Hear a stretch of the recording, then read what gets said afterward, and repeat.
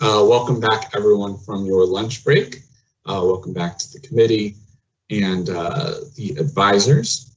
So before we dive into the next issue, one unfinished piece of business we have regarding the subcommittee is calling for consensus on the addition of Ann Precythe of the Missouri Department of Corrections to the subcommittee.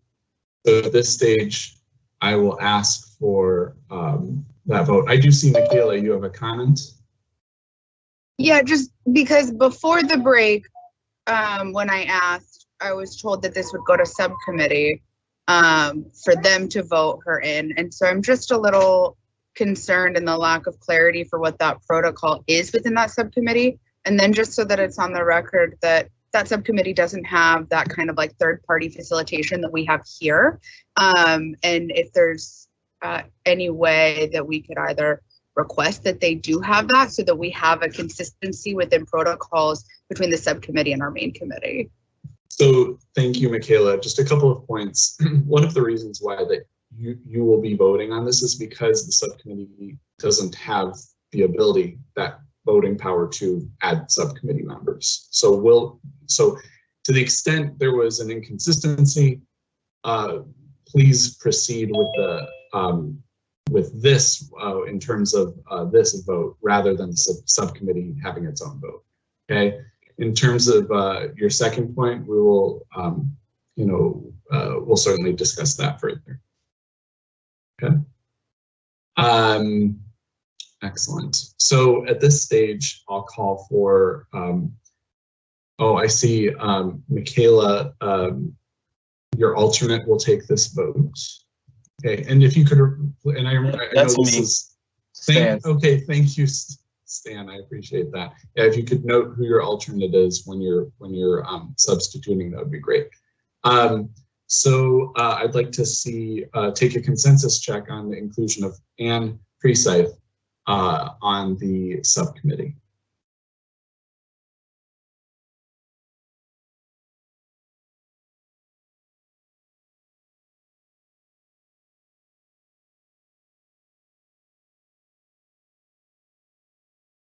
Okay, that has been approved. With that, let's move into our next issue. Okay. The next issue is issue 1, total and permanent disability discharge. So I'd like to start with Jen walking us through the issue paper and text. Great, thank you, Emil. I just have some general comments to make going into TPD before we jump into the actual issues. I wanted to make a general comment regarding session 1 and the refrain of and retroactivity that Bethany and others were endorsing. I believe, it's evidence throughout our proposals and the work we've done prior to this rulemaking, for example, to automate processes for total and permanent disability discharge. But we wholeheartedly agree with the goals of automation. We share concerns about the barriers that applications represent. However, as Brian from our General Counsel's office alluded to in session 1, there are limits for automation, namely the legal authority to obtain the data, as well as privacy issues concerning sharing those data. So for example, one of the ideas which we agree would be great is for all borrowers in eligible employment to get credit for PSLF through their taxes. I think this was brought up in session 1, but we cannot obtain information about a borrower's employer without legislative change. Secondly, we need centralized federal databases. We were able to automate TPD because all the information we need is from single matches with Social Security Administration and Veterans Administration. Someone had mentioned SNAP, TANF, and Section 8, which are federally financed but run at the state level. As much as we would love to access those data, we would be looking at over 50 separate matches, which is not currently feasible. Nonetheless, you'll notice throughout that we've incorporated automated language into the regulations where it's feasible, and in the case of PSLF, leaving the path open for future automation. On the issue of retroactivity, we also agree that it is an important goal. Again, however, it's not always feasible, and we typically write our regulations prospectively. That being said, we've taken some significant actions to address issues retroactively. For PSLF, this is largely due to the PSLF waiver due to COVID, and we are able to adjust payment counting because this change can be answered by our systems. However, the other end of that is unwinding years of payments to address capitalization as proposed by some in session 1 is simply not feasible and prone to error. And without getting too much in the weeds, I just wanted to make these general statements. Just wanted to affirm our support for this refrain, automation, retroactivity, that was echoed throughout session 1, and that we've tried to borne this out to the greatest extent possible through the proposals that we have put forward.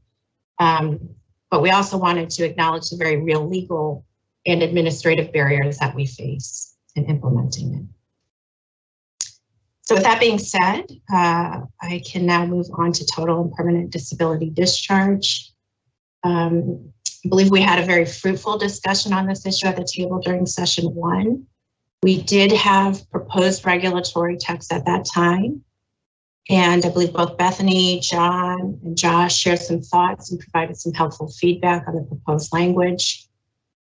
During the intervening weeks, we had several conversations with Social Security Administration to clarify questions raised during session 1 regarding their diary categories and processes, and we made some further adjustments in the proposed language based on this committee's feedback during session 1.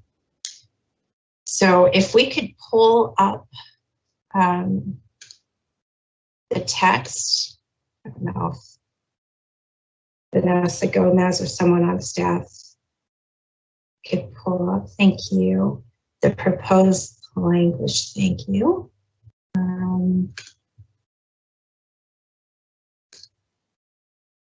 Okay, if you look at this, the red lines are the initial proposed amendments and the highlighted text are the changes that we made during the last iteration. And what I'll do, I can just briefly review the highlighted portions with you so we can kind of refresh where we made some changes. And you'll notice comments embedded throughout the document as well. So starting on page 2, you'll notice that we added a licensed psychologist throughout the regulatory text, in addition to proposing nurse practitioner and physician's assistant as certifying TPD determinations. And this is after our discussions in the first session. We believe that this captures the breadth of health practitioners that can certify whether an individual is totally and permanently disabled as defined in the statute. We did explore various categories that Social Security Administration has identified for individuals that can provide evidence to qualify for SSI or SSDI generally, and this is where we landed. Under Romanet 3I in subparagraph 2, you will notice that we've provided catch-all verbiage in addition to the inclusion of a benefit planning query or BPQI regarding, quote, any other documentation deemed acceptable by the secretary. And that is just to, leave that language open in the event that, SSA, there's any other documentation that SSA provides that we can accept as well. Let me know if I'm going too fast or if you want it. I could, because this is rather short, I can probably take questions at the end if we just go over all the changes right now. Okay, the second comment on page 2 is regarding Bethany's suggestion that we accept documentation that shows onset date within the past 5 years. So we're currently trying to gauge that possibility with SSA. I have to say though that we are bound to what we can work out with a data match with them. So it must be data that reliably meets our definition for TPD.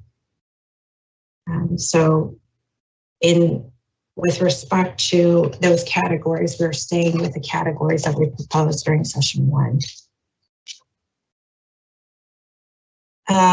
Page 3 and 4. Again, you'll see inclusion of psychologists throughout as a qualified professional to make TPD determinations. You'll also notice some minor technical improvements throughout the regulatory text, and you'll notice this throughout the sessions that we're trying to improve the general flow of the verbiage so far. So for all the issues where we see technical revisions are better ways of saying things, they're included here. On page 5, near the bottom, you see that we've changed 60 to 90 days for reinstatement, again, which is more generous to the bar, and that's just to conform with other timelines that we've set for BD and PSLF that we've proposed. And then on the last page, there was some question about the verbiage for the automated process, which was published on August 23rd of this year. That is codified under paragraph D, which we've included, so you can see what that says.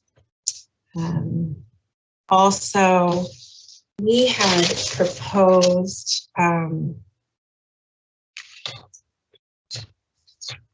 we had originally proposed language to provide greater review, greater analysis of forms to provide protection around the physician certification for the TPD discharge form. We've actually removed that language because we feel like that's better dealt with on a sub-regulatory basis. And pretty much it. I'm open to questions, comments, and concerns that you have regarding these amendments that we've made since session 1. Good, Bethany. Okay, so apologies for my confusion on this, but what you can data match with when it comes to SSA and what the statute says are kind of two different questions. And these edits don't reflect the issue I raised before, which is you're going to have folks who don't qualify under mine or don't qualify under MIP or the other statuses that you've identified here, who have been on Social Security disability for 5 years, have had that disability for 5 years as the statute requires, and who aren't covered by the text you're proposing. So I don't actually care whether or not you can data match with SSA. I want to see it in the regs that folks who have been on the program for 5 years can get their loans discharged. That's a very important point for me. I understand that negotiating that out with an MOU with SSA is going to be complicated, but basing it purely on those prospective categories, as I mentioned last session, is just omits folks who aren't going to be counted here. I've submitted a data request to the committee or to the folks. I'm sorry that it was a little bit late. We've got a few other things going on right now, but like, I'm honestly confused why SSA would be pushing back on that. I am happy to have a conversation if it needs to be a data exchange in terms of, yes, we can verify we have paid out whatever 5 years of benefits is to this person over the past, number of years. I'm happy to have that discussion, but if we're not including folks who have been on the program for 5 years, I mean, we have stories from legal services of folks who have been on the program for 15 years and not had their loans discharged. And it makes me excruciatingly uncomfortable to rely on this without the regs actually reflecting, if you have been on the program for 5 years, you get your loans discharged. We're not going to ask you what particular review category you're classified in. That's effectively an irrelevant determination here. I would also say that part of the reason I submitted the data request is I think it'll help SSA kind of think through what those options are. But as I said, I don't think it actually is relevant whether or not SSA can data match. And going down to the automation text, it actually makes me more concerned now that I'm seeing it, because it seems to be limited to folks who are in the mine category. And I assume you guys are also going to auto discharge for folks who are in medical improvement possible and have gone through one review. So like, I think you do need to look at that text regulatorily if you're thinking about automating beyond that. one of the other reasons I want to emphasize, have been emphasizing this 5-year mark for so long, is SSA has a CDR background. They have this really long, it takes them a while to get through all of their review processes. So people can actually be on the program for 5 years and then, you know, like still be waiting for their MIP review. So like it captures additional people here. It makes sure that folks are getting the relief they're entitled to as quickly as they possibly can. And especially given that offsets are going to be reinstated come the February, like that, I'm just imagine, like I am thinking of legal services clients, I am thinking of folks in my own network who have been getting their Social Security benefits offset. And we don't want that happening for as few people as we can possibly allow. So I just want to say, again, I really think you guys should add, even if you can't do the data match with SSA, to the text, something about somebody having a disability for 5 years. And again, those edits to the automation section, I'll suggest something in actual writing, but I now that I've seen the text, I actually think I'm more concerned about it than I was before. So sorry about that. No, thank you, Bethany. Can I just respond? No? Yes, of course. So yes, to the automated text, we are going to make some conforming changes to that section. So should we take on these additional categories, there would be conforming changes to the automated text as well. To your point about the relevancy of being able to conduct the match and capture all of those individuals that may be eligible for discharge, are you proposing then that those individuals would be able to show additional documentation through the physician certification process to demonstrate that they've been identified? I don't think that they would need a physician certification. They could submit, I mean, you've left yourself other documentation deemed acceptable by the secretary, which I think is a good flexibility to give yourself. But for instance, somebody who's been on the program for 5 years is going to have records of being on the program for 5 years. They're going to have either, you know, 1099 tax filings. They're going to have other things that will indicate they've been receiving disability benefits for 5 years. And so part of the reason I wanted you to keep that flexibility, and I think the department should keep that flexibility, is so that folks can provide evidence that they meet this standard. Like statutorily, it's 5 years meeting the Social Security benefit statute, like status. And that's pretty straightforward. Like there are other ways that you could document that. And I know my alternate has some things to say, and I think he would actually be much better at answering kind of what other documentation pieces you guys could accept in that context. So I see his hand up, so I should probably sub out for him. But that is it. Yes, I think there are other ways you could look at documentation in that space. Okay, so before you jump in, John, I just want to clarify, when you say provide evidence to the department, because currently we have the automated process and the physician certification process. Those are the processes available to us to verify whether an individual is eligible for TPD discharge. We do not have a process for BAR to directly provide those documentation to the department. Just want to make that point of clarification.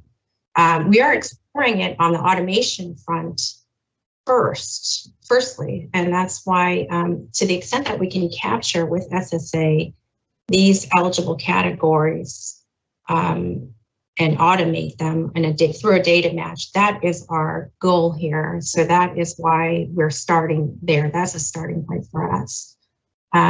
Everything else, we're continuing to have these discussions with SSA and certainly need your help in finding the best path forward. So with that, if you could clarify what you mean to provide the evidence to and what that would entail. I think it could be part of the physician certification process. And I don't actually see it as terribly different than the physician certification process. And I mean, to be honest, you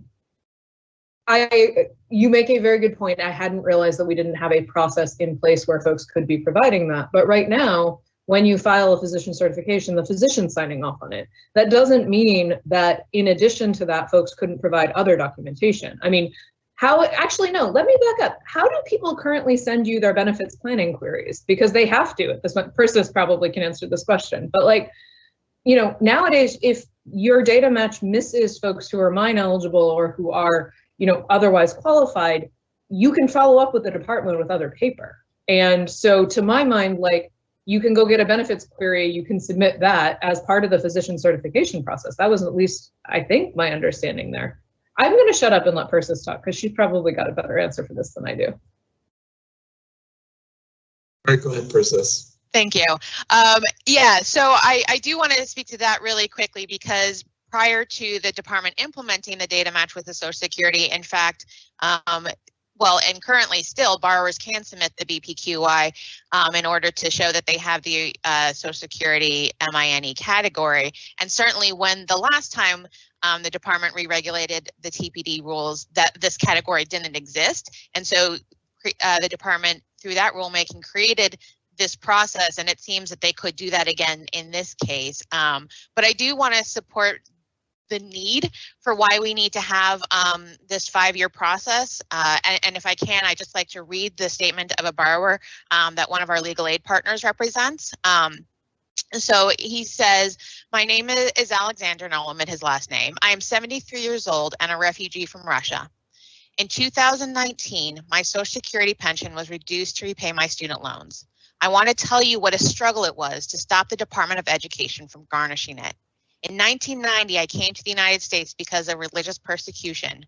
I studied English and other subjects at LaGuardia Community College, and having no money whatsoever, I paid for my education with a federal loan. Thereafter, I worked as a photography developer, a taxi driver, and finally a medical technician in a hospital. During this time, I made regular payments towards my loans. But in 2006, at age 58, I became depressed, lost my job, and went on welfare. My therapist did not think I could work because I was socially isolated, paranoid, and couldn't concentrate.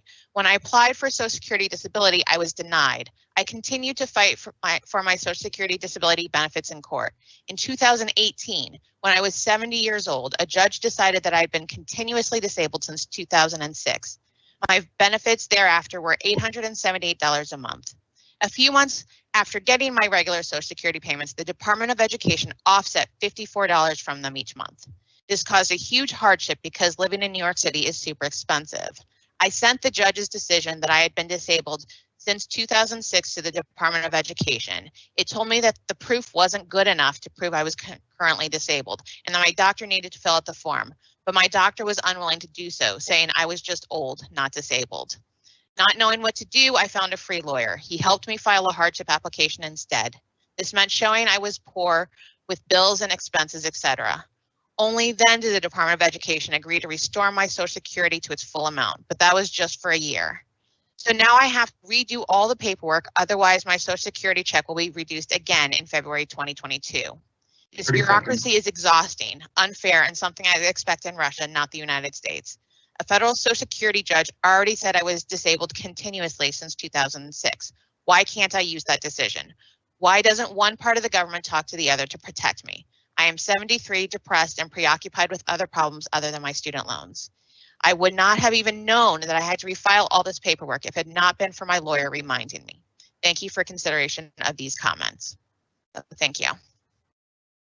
Thank you for that. If I could just briefly point to, again, on page 2, and you're right about the BPQI, we added that kind of all catch-all language about other documentation deemed acceptable by the secretary to capture any other information that we can settle with SSA in terms of what a borrower could provide. So if you could take a look at that and stew on it for a minute, that'd be helpful. Thank you. Justin. Apologies. Yeah, thanks so much. So I just want to take this opportunity to hit on a few more overarching points here. First, it's come to our attention between the last session and this session that in the department's current automated process, and much of what I'm going to talk about here is automation related, that it's missing certain veterans who qualify for TPD discharge. And so we wanted to first request some information from the department on its current process for identifying, automated process for identifying disabled veterans that qualify for TPD. And then just take an opportunity, take the chance to highlight the fact that there are two different ways which veterans can qualify for TPD with ED. So under regulations, these veterans can qualify if they've been determined by the Secretary of Veterans Affairs to be unemployable due to a service-connected disability. ED appears to interpret that to mean both that the veteran can be 100% disabled and, or I should say, the veteran has received an unemployability determination by VA through the individual unemployability process, which is a distinct component of the disability program at VA. So there appear to be two different avenues with which ED is identifying individuals at VA, and we would certainly like information on how that automated process is being conducted to ensure that all veterans eligible for TPD are being identified appropriately. Separately, we wanted to comment on something we raised previously, which is a concern about the certification done by a practitioner or PA licensed by a state, specifically with regard to individuals that live overseas and may have difficulty finding someone that's licensed by a state. So re-emphasizing a point we made previously there. And then lastly, hit on automation one final time. You know, I think just broadly speaking, there needs to be more attention given to the affirmative nature with which ED should pursue automation here. Language here and in the PSLF text, for instance, seems concerningly open-ended, I think. I understand that flexibility on automation is necessary for all the points made so far when talking about the complexities of working with other federal agencies. But I think at this point, seeing all the barriers that applications have presented to borrowers over the years, that automation really should be a foundational aspect of these programs, and that language surrounding automation should encourage and ensure that the department is pursuing, utilizing, and improving automation on an ongoing basis. Not that the department will just use automation simply where it's convenient. So this is a major concern, I think, for us insofar as interpretation of these provisions changing as leadership and administrations change. So we really are, you know, regulating not just for now, but in the future. And I think that the regulation should encompass that. Thank you. Thanks, Justin. Jay. Oh, Jennifer, did you want to speak? Yeah, I guess, Justin, if there's a request there for data, if you could put it in the chat and also provide a little bit more specificity on the population of veterans that are not getting caught in the match as you currently view it. Thank you. Jay. Thank you. So my question is on conforming language for FEL. So there were no FEL regs, red lines provided, and there are reinstatement provisions in FEL in 402C, 682 402C. So I'm just curious about the status of the red lines. Absolutely, Jay. We weren't able to get it for this session, but we will get it for session 3. If you have any suggestions as we draft that language, please feel free to forward that to us. We're happy to take it. Daniel. Oh, thank you. Jen, an issue that we discussed in the first round that I don't see adjusted here, and maybe it's because it's statutory, not regulatory, is the 3-year reinstatement and the potential that within that time frame from discharge of the debt, that there may be an educational program that meets the borrower's current status or state, but is not reflected in past. And I wonder if there, if first of all, if that is statutory, not regulatory, the 3 years, and if it's regulatory, I'm happy to provide some language. I would suggest, again, the 5-year determination of disability total and permanent, or 3 years, whichever ends sooner. So again, if I'm in year 4 of my determination, why should I have to wait another 3 years before I'm able to go into another program? So I'm happy to provide some suggested language, but I didn't see any adjustment of that language in this version. Yeah, that is not statutory. If you could provide us that proposed language, Jana, we could take a look at it. Now, Persis, I see your hand up. You can let John go first. That's what I was going to suggest. Thanks. John, go ahead. Thank you so much. I want to respond to a couple of the narrow questions, and then I have some broader questions. Jen, and I think she's clarified this a little bit, mistakenly thought that the only way you could get TPD was through a physician certificate. Even previously, you could do it by showing the BFQI. We think that generally speaking, what you want to do is have the BFQI plus any other documentation that's deemed acceptable. It is easy to get confirmation of when you began receiving benefits or when your disability onset began. That is not a difficult piece of paper to get from Social Security. And we'll talk about automation in a minute. But it's not, it is so much less burdensome to have to obtain that, even if it's not automated, than it would be to get a BFQI. Regarding automation, I think it's important not to confuse substantive eligibility for TPD versus how much can we automate it. And I think Bethany made this point very well.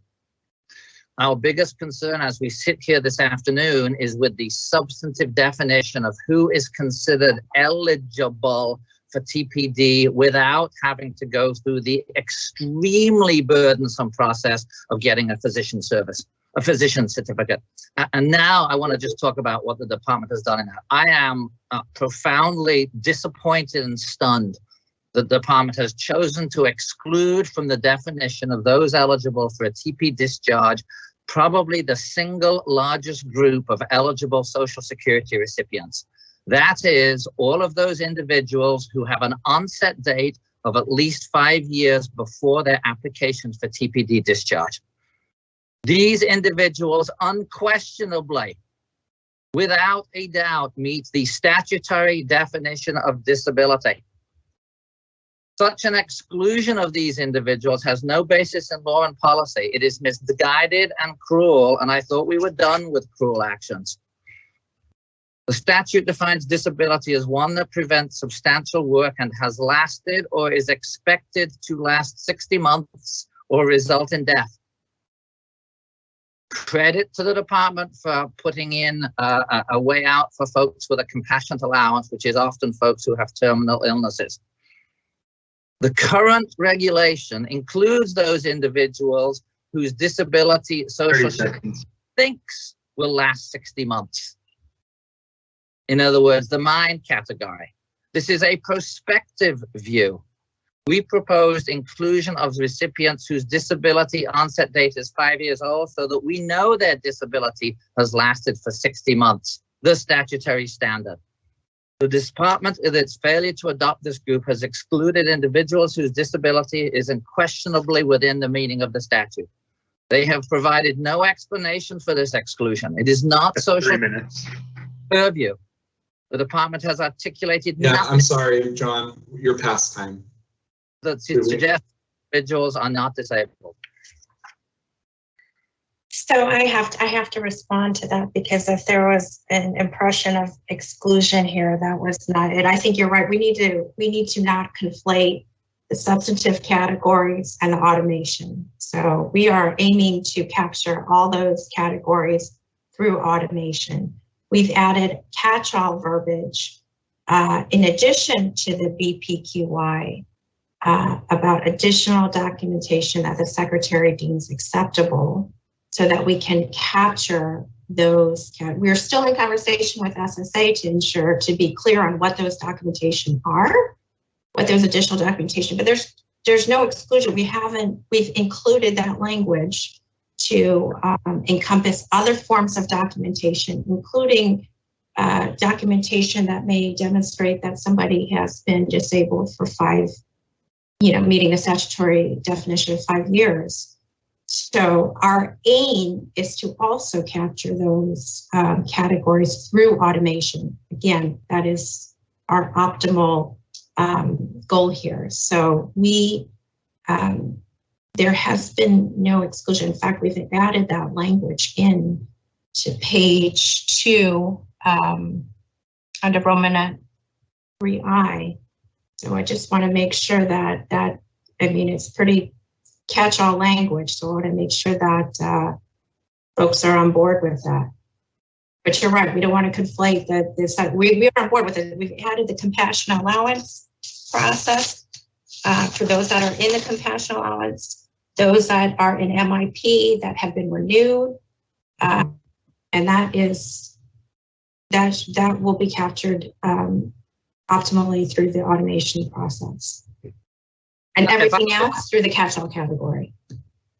If I can respond briefly, I see the category of those who have been found disabled as of 5 years ago or who have been receiving benefits for 5 years. Mine is not about how long you've been on, and people who have been coded as MIP and have had a review. There are lots of people who have been on for 5 years who may not, who may be on MIP and haven't had a review. There are what I do not see as one of the categories, the substantive categories of eligibility, is people who have been whose disability onset date, as adjudicated by the Social Security Administration, is 5 years prior to their application from TPD. That is a substantive category who is not included. That's the problem here. All right, and that is because we're currently in communication with SSA and making sure that we grab those individuals, but that is still on the table. We are right now in this moment in time. And we certainly believe the idea has merit. So we just want to make sure that, whether SSA has any other policy concerns about it, but we certainly flagged it in the comment on page 2 as well. Persis? You and I just want to support John in my reading that group of people is not included in the reg text that has been provided, and that they should be. And I'm not exactly sure why we need Social Security's input, since I think as a reading of both statutes side by side, the language is basically identical with the exception of the number of months. And since once we can show the number of months, it seems like that should be sufficient for department regulations. But I also wanted to talk more about, as you draft the language around the discharge without an application, and to ensure that when you are drafting that language, you are doing so as broadly as possible. I appreciate that the department is looking into new ways of doing matches and wanting to be sure that whatever language you come up with is broad enough to cover future categories that are created, so that we don't have to go back through this process over and over again. As I read the statute, after the piece that John read about who qualifies, once the secretary learns of it, then the secretary shall discharge the borrower's liability. And so that puts a requirement on the department to do automation whenever it is possible, whenever it is feasibly possible, in my view, to do so. So the language of that section needs to not just conform, in my opinion, to the categories that we're creating, but any future categories that we want to create, and any future sources of information that we can find. Thank you. I'm just recognizing that Bethany's coming back to the table. I don't see any other hands up. There's been some additional guidance given to the department, based on this discussion. Just so we can see where we're at, I'll take a quick temperature check for tentative agreement on this. Please show me your thumbs. I'm confused as to what we're voting on. There was a us back and forth, and so obviously, the department has come with, updated red line text. So it's on the updated red line text. Yes, there's been subsequent discussion. So I'm asking for thumbs on the updated red line text at this stage. Does that help clarify? Yes. Okay, great. So let me see thumbs.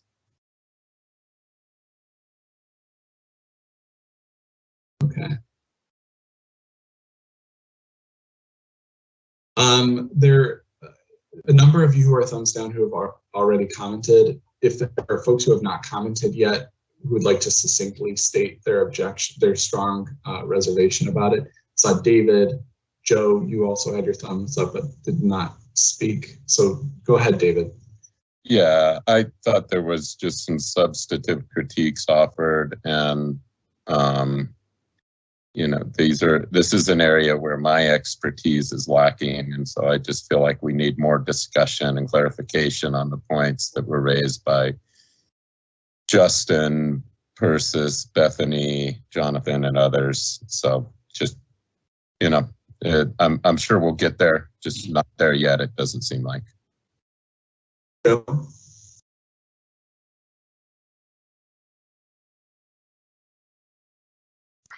Yeah, similar to David, I think that the concerns raised by Bethany and John and Persis were substantive from my perspective, and so that's the basis of my vote. Yeah, no, fair enough. Feel free to just say ditto what has already been said going forward. Jennifer. So I just want to be clear on what the sticking point is, and that is the 5 years. There's also the issue that Daniel raised, which he's going to provide proposed text for. The issue that Justin raised is kind of separate. I don't view it as a regulatory issue. It's kind of a separate question regarding making sure that we capture all veterans in the match. So I want to be clear on what's in front of us so that we can get to a good place. I felt like we were in a really good place. I feel like we're moving toward a good place with this rule. We're looking into the 5-year issue, and we're continuing to have that conversation with SSA. But I just want to be clear: is that the only issue that we're talking about here? Justin. Yeah, thanks so much. So, and I think that's broadly speaking, right, Jennifer? But I do want to say that, you know, when we're talking about actual, you know, substantive regulatory language, though, we do know there is a definition in the regulation for how, you know, veterans are essentially deemed eligible, right? Then determined by the Secretary of Veterans Affairs to be unemployable due to a service-connected disability. And I know that's not within the provisions we're discussing here, but to the extent that there are issues with that language that is somehow prohibiting Ed from appropriately identifying all qualifying veterans, I think that would be a regulatory text issue. I don't know if that's the case, but really would like to just have the information that we requested to drill down further on that. So thank you. No, that's helpful, Justin. I do have the unemployability issue is statutory. So that if we have language in our regulations, it just mirrors the statutory language about unemployability. David. Yeah, I want to clarify. I absolutely think we're in a very good place, and we've advanced this regulatory language in an incredibly positive direction. I can't answer your question as to whether what you stated is the only remaining issue. I've had a hard time keeping up with the back and forth. I see that Bethany has proposed some potential text that I think goes a long ways to addressing the issue as she articulated it. So I'd like to consider that as potential additional red line.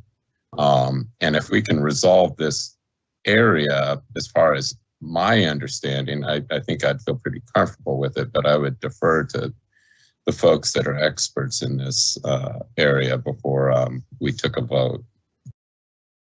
Yeah. Before Jay speaks, yeah, for what it's worth, obviously, David, what you just said makes sense, but for what it's worth, to the extent we can pin down the sticking points, it's really going to help this overall process. So if, say, you know, as soon as possible, if you think of another issue you haven't thought of, please alert, us in the department, okay? Because we don't want this to linger for over a month and then raise, a brand new issue again, okay? Jay. Yeah, so without seeing regulatory language for the program that I represent, I'm not going to be able to give a thumbs up. So I just wanted to be clear on that. And it's not opposition to any of these issues, but if I haven't seen the language, I can't agree to it. Need any additional guidance, Jennifer, before we move on? I don't think so. I think, again, I just want to reiterate that it sounds like, the thumbs down has to do with the 5-year onset of the disability issue that we're continuing to look into, and that Bethany has proposed some language toward that end in the chat. But again, we're still discussing this issue. It's still open, and we're still discussing it with SSA. So, but sounds like everything else except for the issue that Daniel raised, and then the issue about the physician's assistant that Justin raised, that this reg language is in pretty good shape. Jay, we're going to get you some conforming FEL language as well. So if there's any other objections to anything substantive, please let us know now. Carol. I have a question regarding, Daniel just sent out updated language, and we talked about new loan disbursement, but especially for, say, veterans that are using vocational rehabilitation, if their counselor were to approve for them to go into a teaching program, something where they would be licensed to actually get a teaching certification, if they receive Teach Grant and they're approved by a VRNE counselor to be in that program, even after they've received the disability rating, it seems to me like the language would suggest that if their disability discharge has not been fully processed, that it might negate it. Is that the case? That would be concerning to me.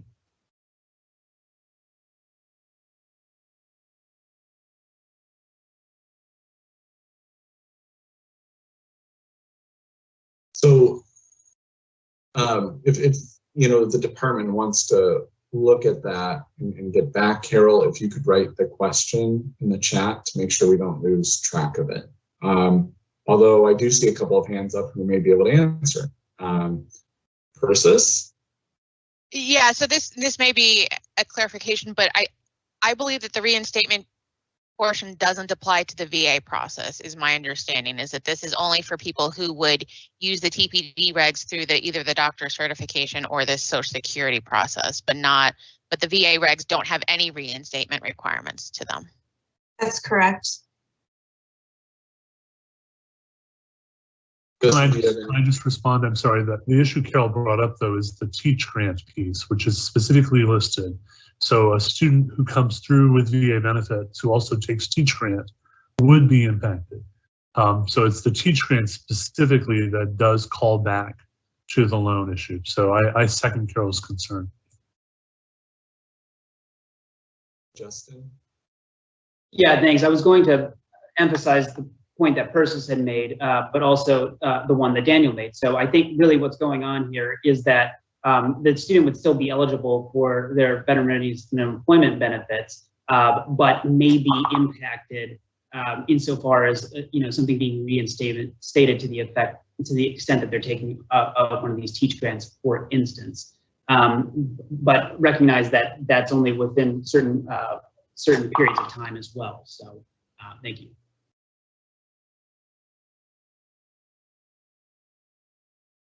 At this stage, Jennifer, any additional guidance the department need?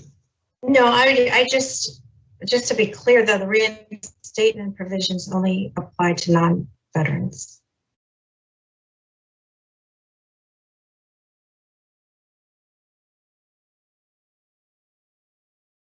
David? No, that was accidental on my part. Justin? So just to clarify, the reinstatement provisions apply to veterans insofar as they may take out a TEACH grant, but they don't apply to VA education benefits, correct? I mean, that's what you were, is that what you were saying, Jennifer? Sorry, there's no, I guess my read on it is that these would apply to veterans, but they don't apply to the benefits that the veteran is using, right? You can't regulate VA benefits. Right. Okay. Okay. Well, with that, folks, we will move on to our next issue. Okay. Our next issue, just give me 1 second, is closed school discharge. Okay. So I will pass it over to Jennifer to walk us through the issue paper and text.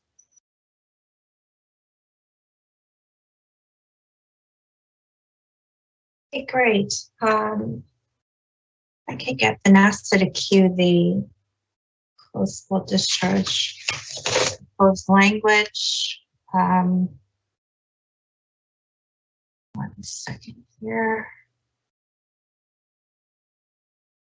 Okay, so I realized we received proposals. Let me make sure I'm off. Am I off mute? Okay. So we received proposals from Persis and Josh, as well as one from Daniel Barkowitz, Heather Perfetti, Jessica Berry, and Carol Colvin. That's one proposal from the 4 of them. The later one from Daniel and others we weren't able to get back to. I think we got it on Thursday, so let's make sure that we discuss that proposal here today. You'll notice that for the proposal that Persis and Josh provided, we've made several changes that reflect our approaches to the issues raised. We also look forward to discussing those as well. Just a general statement regarding the closed school data requests that we received from committee members. We are currently in the process of pulling more data to look at what happens to borrowers who do re-enroll versus those who do not, and we will share that when we have it. I think we may have that actually, hopefully today, or definitely within the session. But in the meantime, let us go to page 1 of the regulatory text. Again, the red line is our initial proposal. The highlight is the last iteration. And so on page 1, in clarifying closure date, I'll just read Romanet 1. We added a school's closure date is the earlier of the date that the school ceases to provide educational instruction in most. We've deleted all and added most programs as determined by the secretary. And then we've added or a date chosen by the secretary that reflects when the institution had ceased to provide educational instruction for most of its students. So it is a more encompassing definition. I realize that others, Dan and others jump in here as well. I from our cursory review from your proposal, we realized that the definition that you proposed was more narrowing. We're actually further, so that's what you see before you. In the same paragraph, we've added Romanet 3I to clarify the definition of program for closed school discharge purposes. And you'll notice the verbiage there is to address the issue of if a college chains programs together or awards retroactive credentials that could have the effect of denying a borrower discharge. So this language just emphasizes the secretary's authority to define a borrower's program as multiple levels of zip code under those conditions that are stipulated under A, B, and C. And I believe that this should address the issue raised by Persis and Josh on predatory degree stacking and enrollment in multiple programs. Okay, so the next section, I realize it's not yellow, but pink, but basically we're striking comparable program in the definition section, but we've embedded it in the discharge procedure section under paragraph G at the bottom of page 6 and top of page 7. That's just for simplicity. Automated discharge, we're in the middle of page 2, is now paragraph C. We just pulled it in earlier from page 5. Okay. On page 2, under paragraph D, you will notice that we deleted the reference to when the loan was first dispersed and added the exception of paragraph H, which are the exceptional circumstances. And then just a reminder there that the black text is the current regulatory language. You will notice we're not raising the burden on the application piece whatsoever. In fact, we're expanding the automation piece for all our discharges, but particularly for closed school discharge. Page 3, again, we've deleted comparable program because we're embedding that concept later on page 6 and 7 for simplicity. Moving on to the top of page 4. You'll see the deletions. Restating it. We've collapsed paragraphs 1 and 2 of C to further simplify and to propose to apply the 180-day look-back window, regardless of whether the borrower took out the loans before or after July 1st, 2020.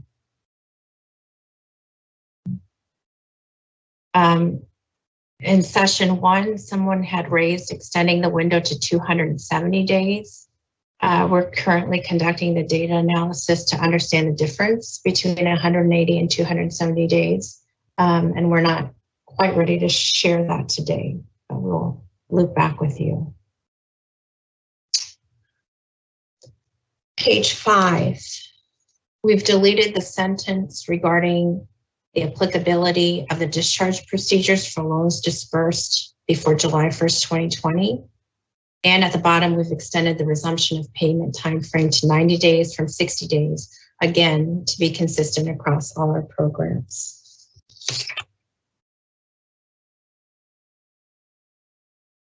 Okay, page 6. Again, to carry forward with the idea that we propose to apply the 180-day look-back window regardless of whether the borrower took out loans before or after July 1st, 2020, we collapsed F and G, paragraphs F and G for simplicity. Also keep in mind that subparagraph F5 ensures that borrowers who did not receive an automatic discharge and did not submit a completed application are provided another application upon the resumption of payments. And you'll see that at the top of page 6.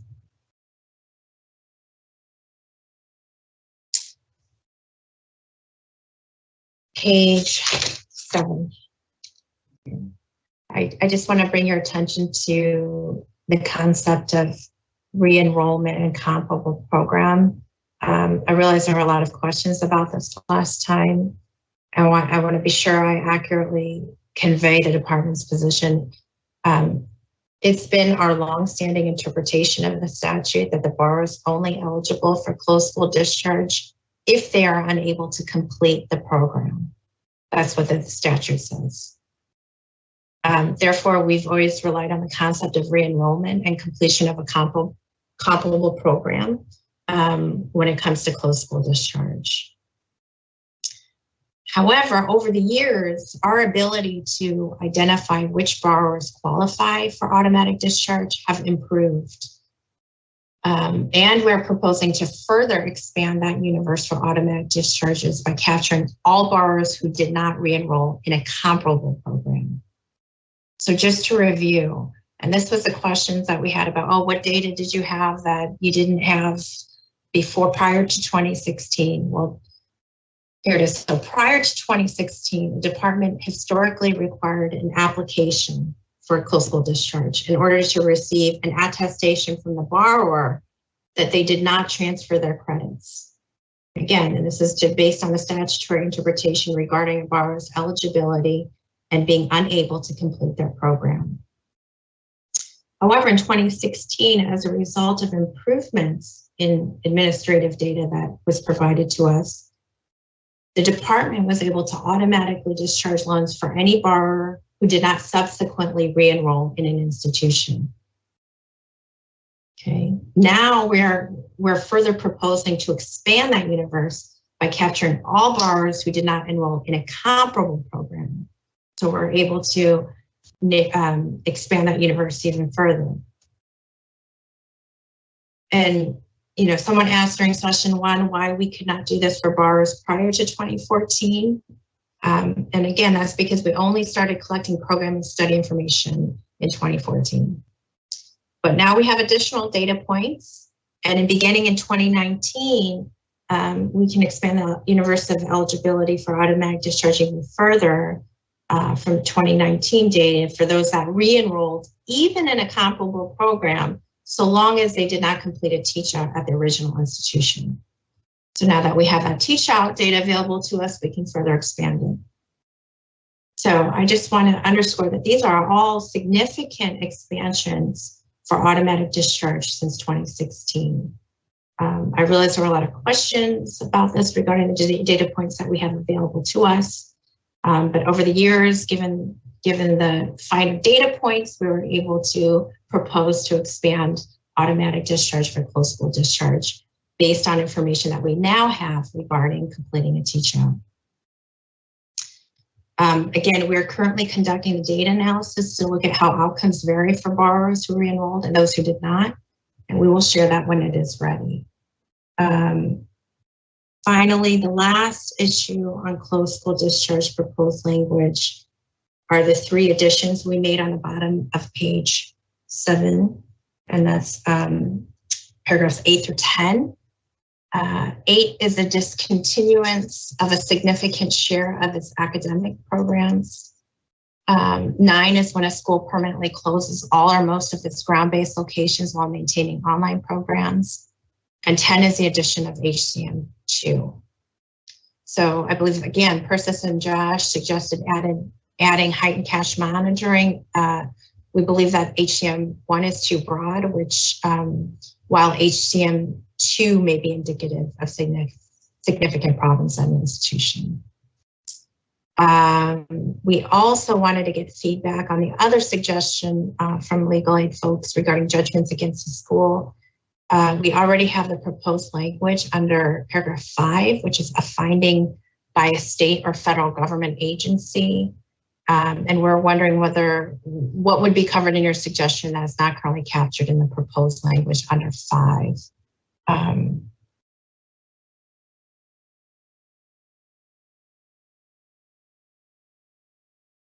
just a point of clarification, we're only using comparable program in the context of automatic discharges. And that's what the effect of the earlier deletion of the definition achieves here. So I see some hands raised, but that's pretty much all the change that we made. I look forward to hearing your comments. Great, thanks, Jennifer. Before David starts, just want to note that Josh is present for legal aid and Jessica is present for proprietary. Okay, David. Thank you, and thank you, Jennifer. I really appreciate the thought that's been given to revising the language since our last session. I think we've taken some real significant steps forward. Could we scroll back up to the automatic discharge section? There was a lot in the comments. I think we may have passed them, but and maybe down a little bit more. But anyways, and a little further where that comment was, I think it's on the next page. Yeah. So the last point that you raised, and I believe it's the final paragraph in the comment, due to recent changes in data reporting requirements. So essentially, correct me if I'm wrong, that's saying that a student that any student that experiences a closure will be eligible for automatic discharge unless they complete a teach out at their original institution. So any other student would be eligible for an automatic discharge. Is that correct? That's correct. Okay. Yeah, I believe that's something that I would support. And okay. All right. Well, I'll think on that. Thank you for that clarification, and thank you for moving in that direction.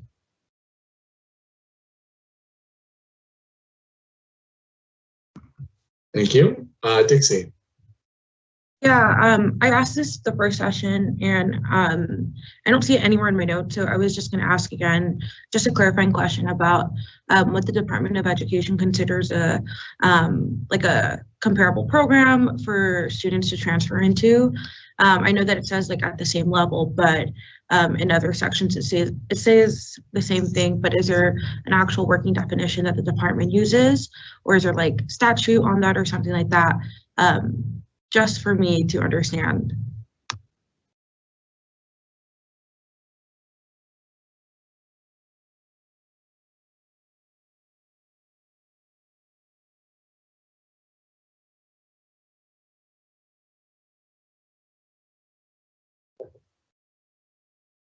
So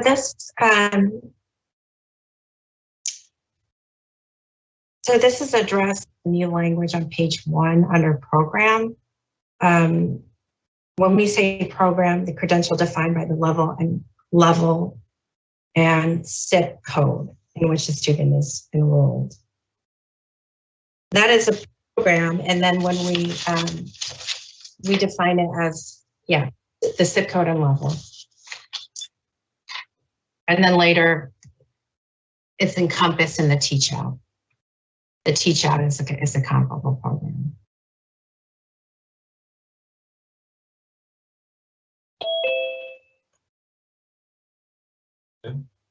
Josh. Thanks, and I'll just start off by saying that we do appreciate the department's inclusion of some of the proposals that we put forward and just the general direction that this proposal is headed in.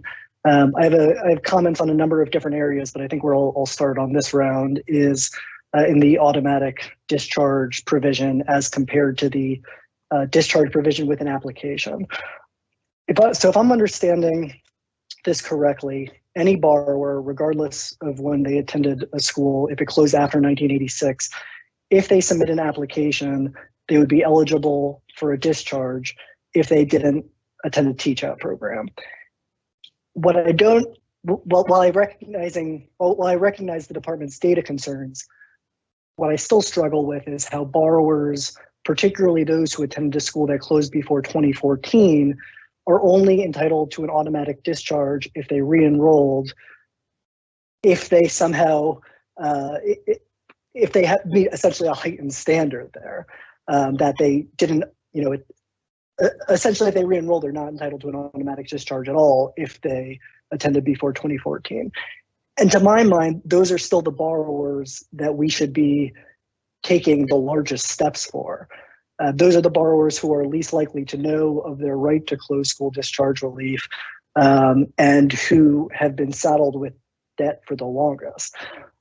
Because the comparable program requirement isn't a statutory requirement, I think we would propose that for those before 2014 who re-enrolled, rather than deny them the closed school discharge automatically in its entirety, that the department either, one, put in the same teach out requirement and then do an analysis of whether schools before 2014 even did teach out programs.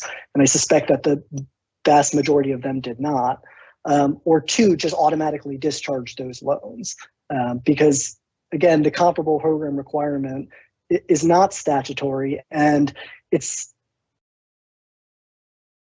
imposing a harm on the people who have been waiting the longest.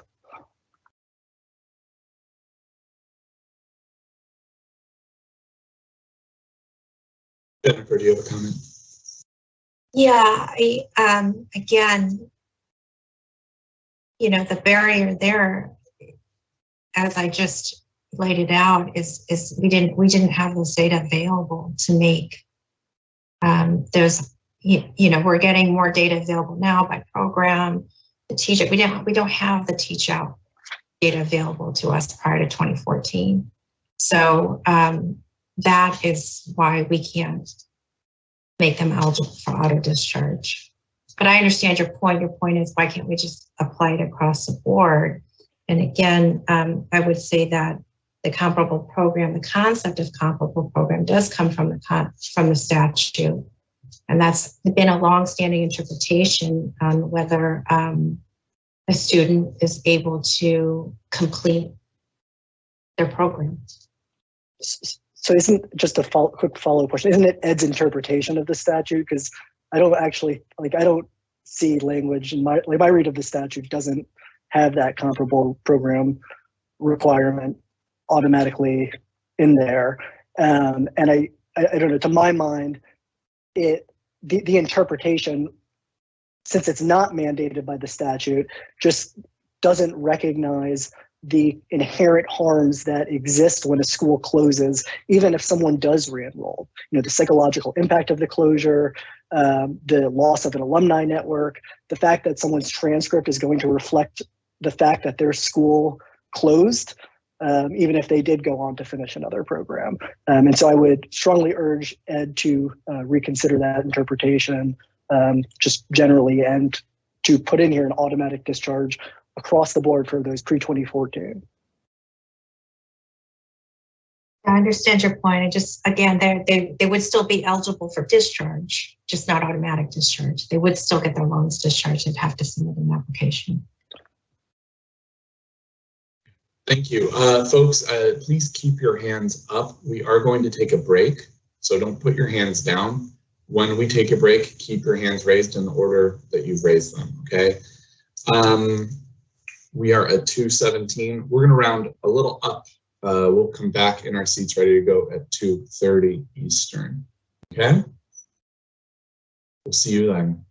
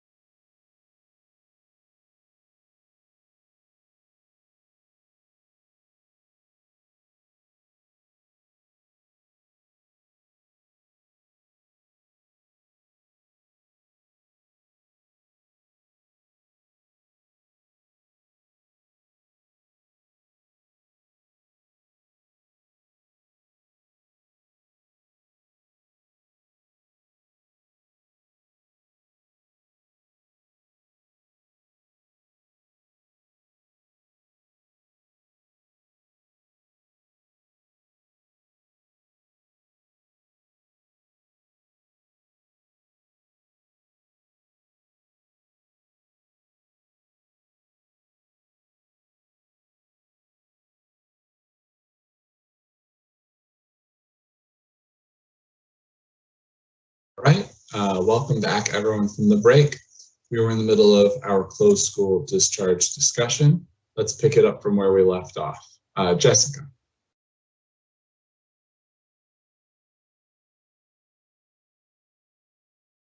There we go. So I have several concerns with some of the language, and I just want to start at the very beginning, which is how we're determining the school's closure date. I first just want to say, we're still concerned with this language because schools can restructure their program offerings, even most of their program offerings, without diminishing the quality of other programs. So for instance, a school is experiencing declining enrollment, they might stop accepting enrollments in that program and then teach out that program. Schools decide to do that too when the market changes or employers' needs change.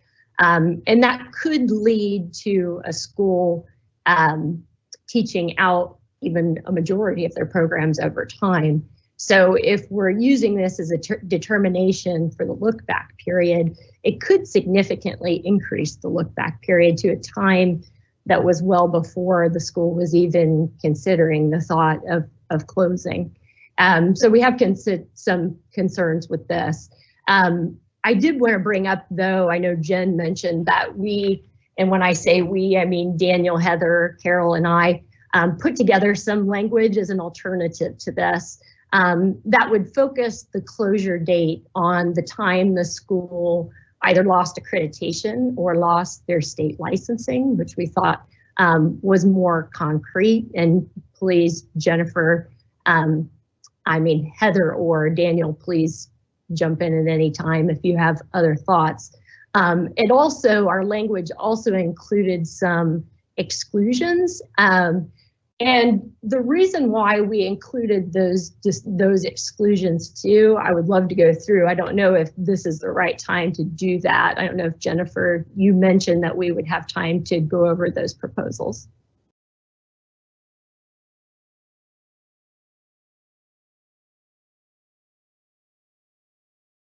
We'll certainly ensure that we get to that moment. If now is not the appropriate. Let's go ahead with hands for now, but Jessica, I guess hold the thought at this stage, please. Okay. But if we miss it, if we move on too fast without addressing it, please remind us, okay?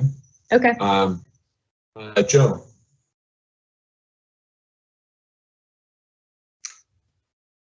Hi, yeah, thanks. I have first a question, and then I have a potential comment based on the answer if that works in the 3-minute structure.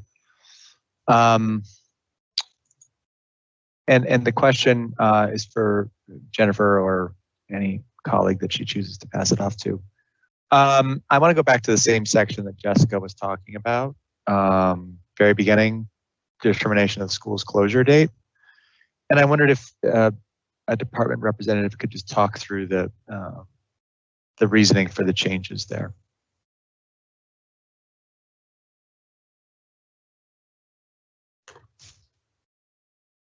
So generally under Romanet I mean, you can tell from the language, it's generally to ensure that we encompass the definition to include, whenever a bar or student might be affected due to an institution ceasing to provide educational instruction for most students. Meaningful kind of added another narrowing that we felt wasn't useful. And we wanted to make sure that it was the earlier of the date as to not rule out any students that could have been affected when most of the programs that an institution provided ceases to provide instruction. So it's the general idea is, expand and provide flexibility in cases where closures may be prolonged. Yeah, thank you, Jennifer. That's really helpful. So, unlike Jessica, I want to voice support for those concepts, and I think that these changes are positive. My comment goes to the issue that I raised where schools are able to manipulate who falls in to and out of the eligibility window by when they communicate the closure. This is an issue I submitted language on whatever day we talked about closed school discharge last time. I think that this language that you've included here gives the secretary discretion by changing the closure date to compensate for those types of deceptions. I think you've got some of that built into the exceptional circumstances section as well, which would allow the secretary to have the discretion to move the window to get more students. But I want to emphasize that I think that there is a concrete workable standard that could avoid the issue of schools messaging closure to students outside of the 180-day window. And, well, we have a very high-profile example of this with the Dream Center and the Art Institutes of Illinois. I submitted the administrator's report, which detailed the deceptions around the 180-day window by the school. While the exceptional circumstances were triggered in that instance, and students were brought in, I don't know that that would be the case in every instance. And students who are told that their school is closing are in a situation where they're very emotional, they're very disappointed, many want to complete the program in that first heartbeat instance where they hear about the closure. Many others are very disappointed and have that heartbeat moment where they just drop the course right then. And so I think that when the students learn about the closure, they need to be captured. They need to be, closed school discharge eligibility needs to be guaranteed for them. So I want to reemphasize my proposal to have the school's public or communication to students that it's closing be integrated into the window whereby eligibility is determined. Thank you.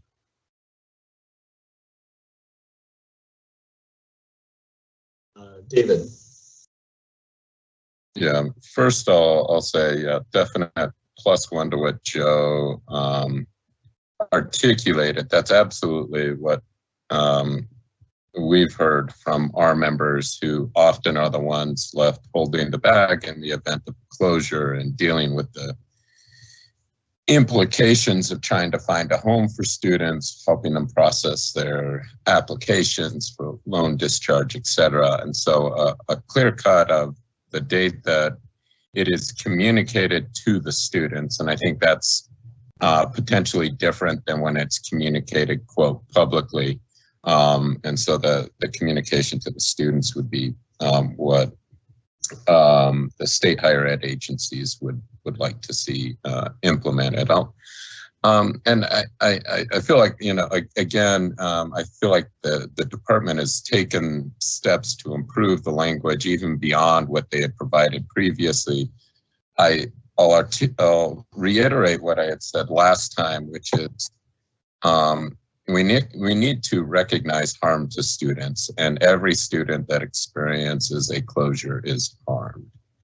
And their likelihood of completing their credential at any institution is diminished, right? And so I strongly support the ideas articulated by Josh in saying that even moving backwards, every student that experienced a closure, automatic loan discharge. I think that's simple. And I understand the desire to say, well, if a student does complete the program, either they're taught out at their current institution at another, or enrolled in a program following the closure, they're obviously continuing. Well, their chances of completing the degree has been diminished. They've been harmed in other ways.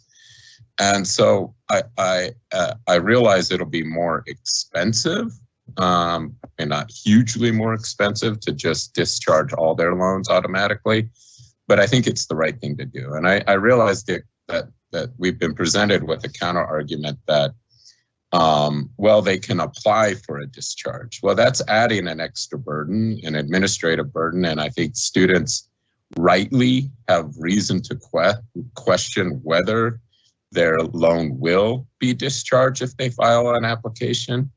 And some may never do it, some may do it improperly. So again, I would argue for automatic loan discharge for any student that's experienced a closure. Thanks, David. First, I do want to recognize that Jen, on behalf of the student borrowers, is at the table, and I am going to put an extra effort to distinguish between Jen of student borrowers and Jennifer as the ed negotiator. Okay, Josh. Thanks. I want to use this time to talk about a few of the kind of more nitty-gritty pieces that are in here. So subsection A2(3).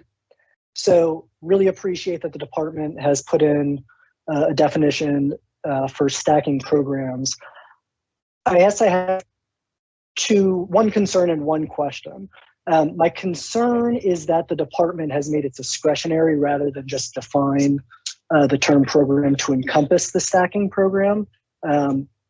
Definitely not, wedded to the language we proposed, but one of the things, one of the advantages I think it had is that it did limit the department's discretion in just defining the term. The second comment, which is more of a question, is I've read this section like 10 times and it's a little confusing, but I think if I understand what's going on here, I think it actually may be more flexible even than what we proposed. And so I'd be interested in hearing from the department how it kind of settled on these three specific subpoints. So that's one issue. Second issue relates to subsection C, discharge without an application. Really happy that it's mandatory if the secretary has information in their possession that the borrower qualifies. I do think on top of that, this is one of the places where the secretary should retain their discretion. So it's both, they shall do it if the borrower meets the requirements, and the secretary may do it in other circumstances as their discretion warrants. So we would recommend adding in an additional clause there, just preserving that discretion. I'll pop back on to talk about exceptional circumstances and just use the remaining time I have here to just reiterate the point about the statutory interpretation in pre-2014 borrowers. And so I'm reading the statute right here. If a borrower who received on or after January 1st, 1986, a loan made, insured, or guaranteed under this part, and the student borrower or the student on whose behalf of a parent borrowed is unable to complete the program in which such student is enrolled due to the closure of the institution, then the secretary shall discharge the borrower's liability on the loan. I can pretty easily come up with a pretty strong APA statutory text argument if I wanted to on that, to say that any interpretation imposing some extra requirement is impermissible with that language. And I would strongly, again, urge Ed to reconsider it. Thank you. Thank you. Marjorie. Thank you. So again, as everyone has shared, I really appreciate the clear effort that the department has made to incorporate our suggestions into the language. And my comment really, I think, seconds what David was saying about really not being clear how not allowing students who've re-enrolled to discharge their loans benefits them. And the 2 points that I wanted to raise, which we discussed in the last session, first being this issue of transfer credits, and that for most of students who are coming from really any institution, but particularly from closed institutions, face difficulty in having their credits transferred. So if these students can't get these credits transferred, not only are they coming from a closed institution where these courses and credits don't count for anything, but now we're adding to their cost and their time to degree. And so it seems that we're almost punishing students for deciding to re-enroll after their institution is closed, and that's due to no fault of their own. And so I would strongly recommend that we create language around, if not discharging for closed schools, as David suggested, in some instance, trying to figure out how to account for the fact that these students are not being able to use these credits. And so perhaps some formula could be created around loan dischargement based on credits accepted at the new institution, for example. I think that we really need to think about where we're putting the burden of cost. And again, this sort of administrative process. And so I think that we really need to consider the fact that, and again, there's plenty of research that show this, students may re-enroll, but that doesn't do anything for the loans, which now are basically for worthless courses or credits that they can't use. So I just wanted to point that out because I didn't see any language really reflecting that. And we did spend, I think, a substantial amount of time in our last session talking about the difficulty of students being able to transfer their credits to other institutions. And so again, not wanting to put undue burdens on borrowers.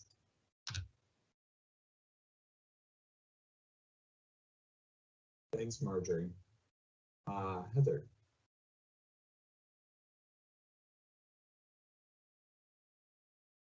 I did want to recognize, I think Daniel has had his hand up for some time, so I would certainly defer to him. I know he was part of the group with Jessica, so I did just want to note that his hand was up long before mine.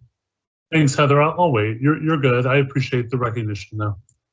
Oh, I apologize. I'm just going in the order that I see the hands. So if there was something I missed, my apologies. But go ahead. All right, thank you. So I certainly appreciate getting the language, and to follow up on Jessica's comment and the proposal that we had pushed forward. We had been working on some definition that was trying to carve out circumstances to define what a closure was not. And that was prior to receiving the next iteration of the language from the department. So I did want to put our proposal into context. But I think part of our conversations and discussions in leading to that proposal was trying to still define what do we mean by closed school. And I know that I had an opportunity to talk with the department's Jennifer about that very issue, as well as my colleagues. And so we are still trying to identify, when we talk about a closed school, what is it that we are talking about? So when there is a merger or acquisition, and we know that institutions have quite a bit of movement in terms of conversations around that, and those decisions can be good decisions in some cases. We certainly recognize some of the other institutional closures that have been referenced that did harm to borrowers, but there are some institutions that close well and manage the closure well. And so what we were trying to do was distinguish between those closures where there may not be harm to students, and how well an institution closes does matter. And we certainly recognize that.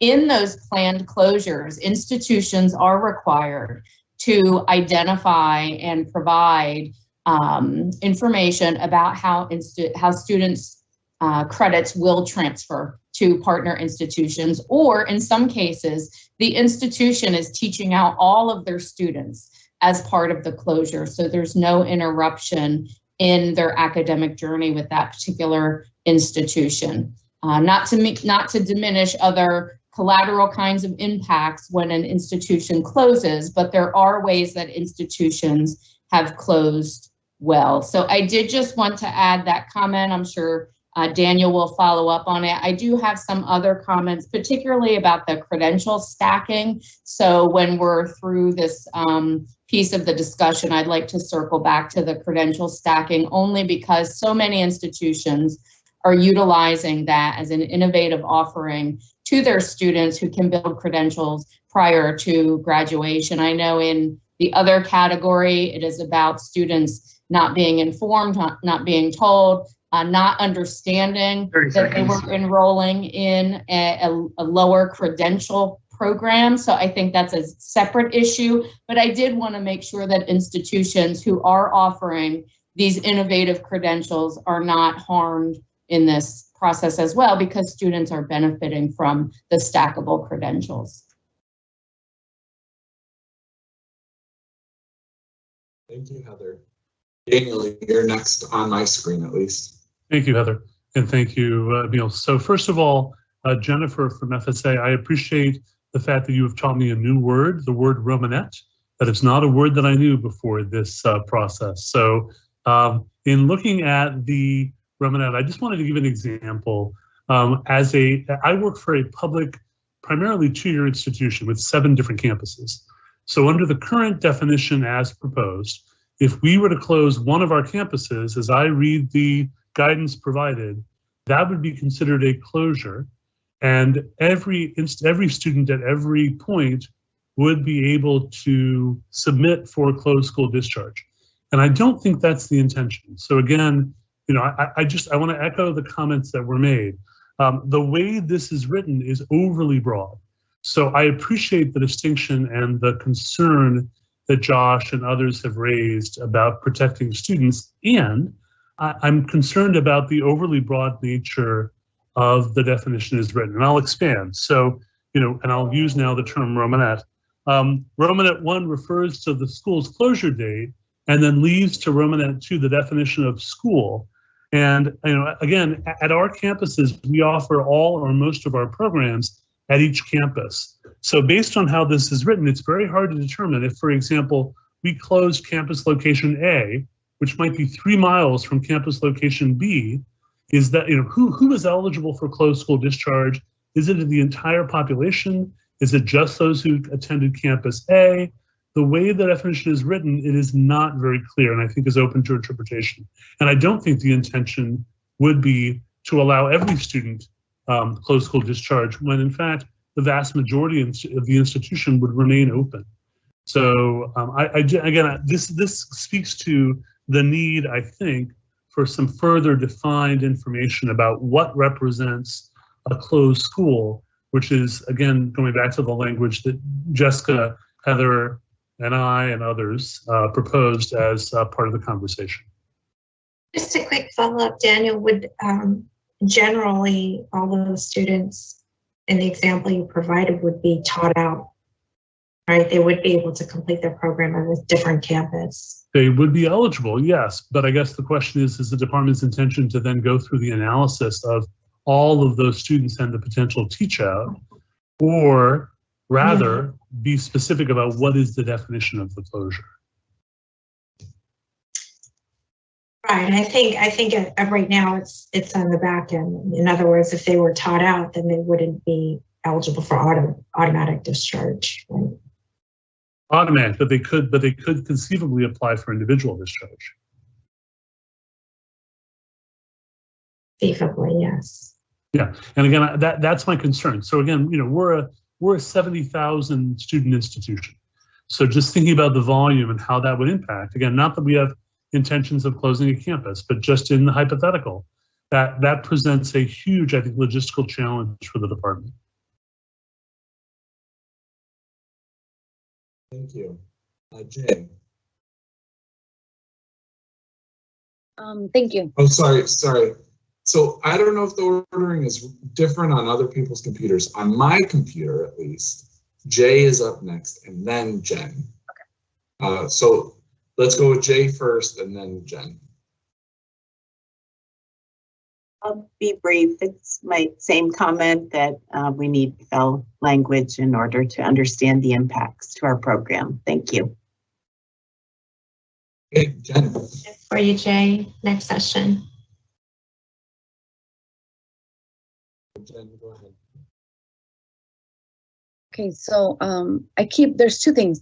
So I keep hearing, yes, the institutions can close correctly, but I don't hear anything about like the impact on the students. So maybe more clarity on that. And then my second question is, we're talking about proposing all these propositions and the changes that we're doing and automatic and applications, right? So I want to know, what is the DOE working on to improve communication plans that will help the students become aware of these processes? Because yeah, you want them to apply, but even right now, they're having a really hard time. We have a hard time already with financial aid and other ways of contacting the DOE.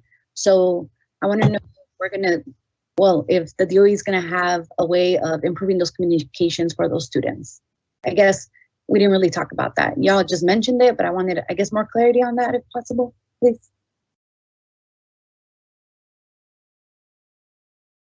I mean, yes, absolutely. We're continuously making improvements to how we communicate with borrowers, and we've already seen that on the PSLF front. I think there's been a very systematic, strategic way of reaching borrowers that are eligible for PSLF and notifying them about the recent waiver provision. So yes, and yes, we take your comment and we'll take that back.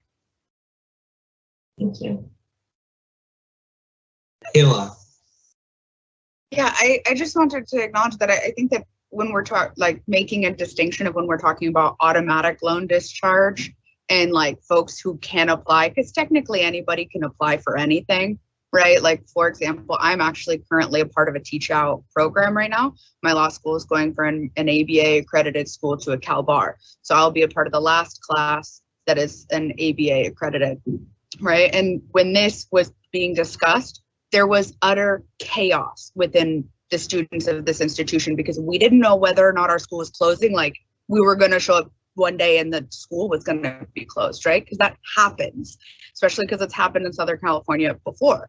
So just really want to acknowledge like the impact of like when students are told things. Like, we had folks that dropped out right then and there that were like, I'm not going to keep spending $40,000 a semester that I don't know if I'm going to get a degree, right? We also had like a huge influx of folks that transferred out. That being said, as a part of a teach out program, I wouldn't qualify. Now, theoretically, could I apply and then be denied? Sure. So like, I think that this argument is really interesting in saying, oh, somebody could apply that doesn't qualify. But we're not really talking about that. We're talking about automatic discharge for students whose school has been closed and they have suffered harm. And that harm also isn't rectified just by this student loan forgiveness. They now have, expended their GI Bill or their Pell Grant or other timelines in which these programs place, right? So I think really making sure that we're distinguishing who can apply and who would qualify for automatic discharge is important. Thank you, Michaela. Josh. Thanks. I'm going to start with exceptional circumstances and then go to this proposal that we've been discussing. On exceptional circumstances, so to answer the department's question directly, I don't read subsection 5 or as encompassing judicial orders. I mean, I guess it would depend on what the definition of agency is, but I would have concerns that it would not include a court order. And so the additional topic we would want included would specifically relate to a judicial finding and order or judgment that had a financial impact on an institution. The other kind of big picture comment I have on exceptional circumstances just relates to the idea that it should be presumptive. And we put in some proposed language in the memo we circulated, and I'd be interested in hearing Ed's position on that. As it relates to this proposal, I'm not going to spend much time on it, but I just want to speak to kind of the broader issue of how we're making policy here, and then just briefly on the substance of this.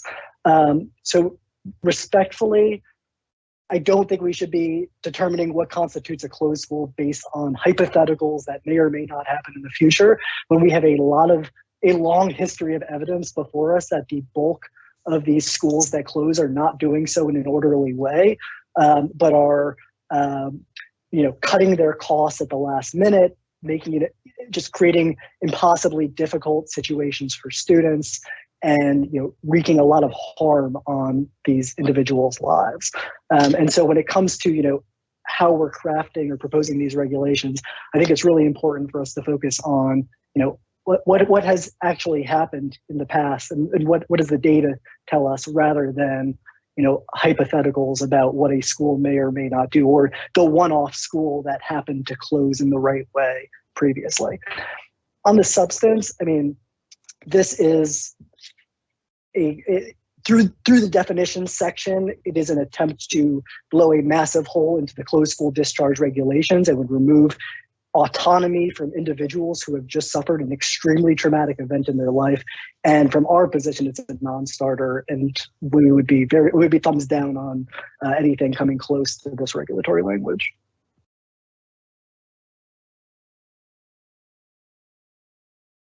Jennifer?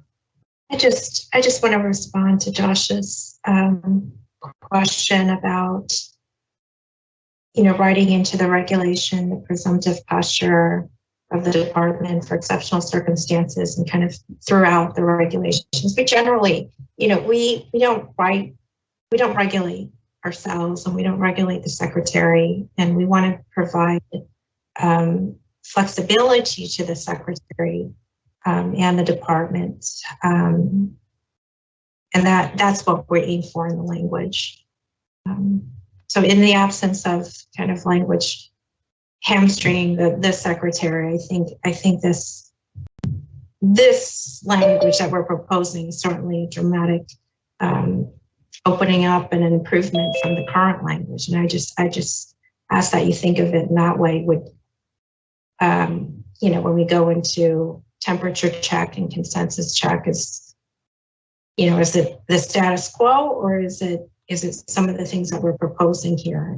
And to the extent that we can get some clarity on the issues that are concerning to you, we can explore those further. Can I respond to that really quickly, Emil? Go ahead, sure. Thanks. So two comments. The first is that I think the proposed language that we provided still gives the secretary discretion to rebut the presumption if one of the exceptional circumstances occurred. And so in that way, I don't think it ties the secretary's hands. It just forces the secretary to undertake the analysis. And the second comment, and more as to why we think it's important, is, there are going to be, unfortunately, secretaries that may not have the same philosophical inclination as this administration. And one of the issues that we're concerned about would be a return to, for instance, the last Secretary of Education, in which leaving discretion caused really substantial harm to our clients' lives. Okay, thank you for the comment. Now, I don't know what happened on my screen. I know Jessica was up next, but for some reason she's not shown as next now. Jessica, go ahead. Thank you. So two things I wanted to add real quick, questions that I wanted to ask. In the last couple of weeks, as I've been talking to schools, I had a school reach out to me that said that they received a bill for closed school discharge of over $500,000. And when they went through the list of students, about half of those students didn't meet the department's criteria for discharge. So one of the questions I want to ask in this session is that process for determining which students do qualify, how accurate is it? Does the department have data on the accuracy of that process? So that would be my first question. And then I also wanted to raise the question of retroactivity. I know, Jen, you brought that up right after lunch. Does the department have any concerns with retroactivity with what's being proposed right now?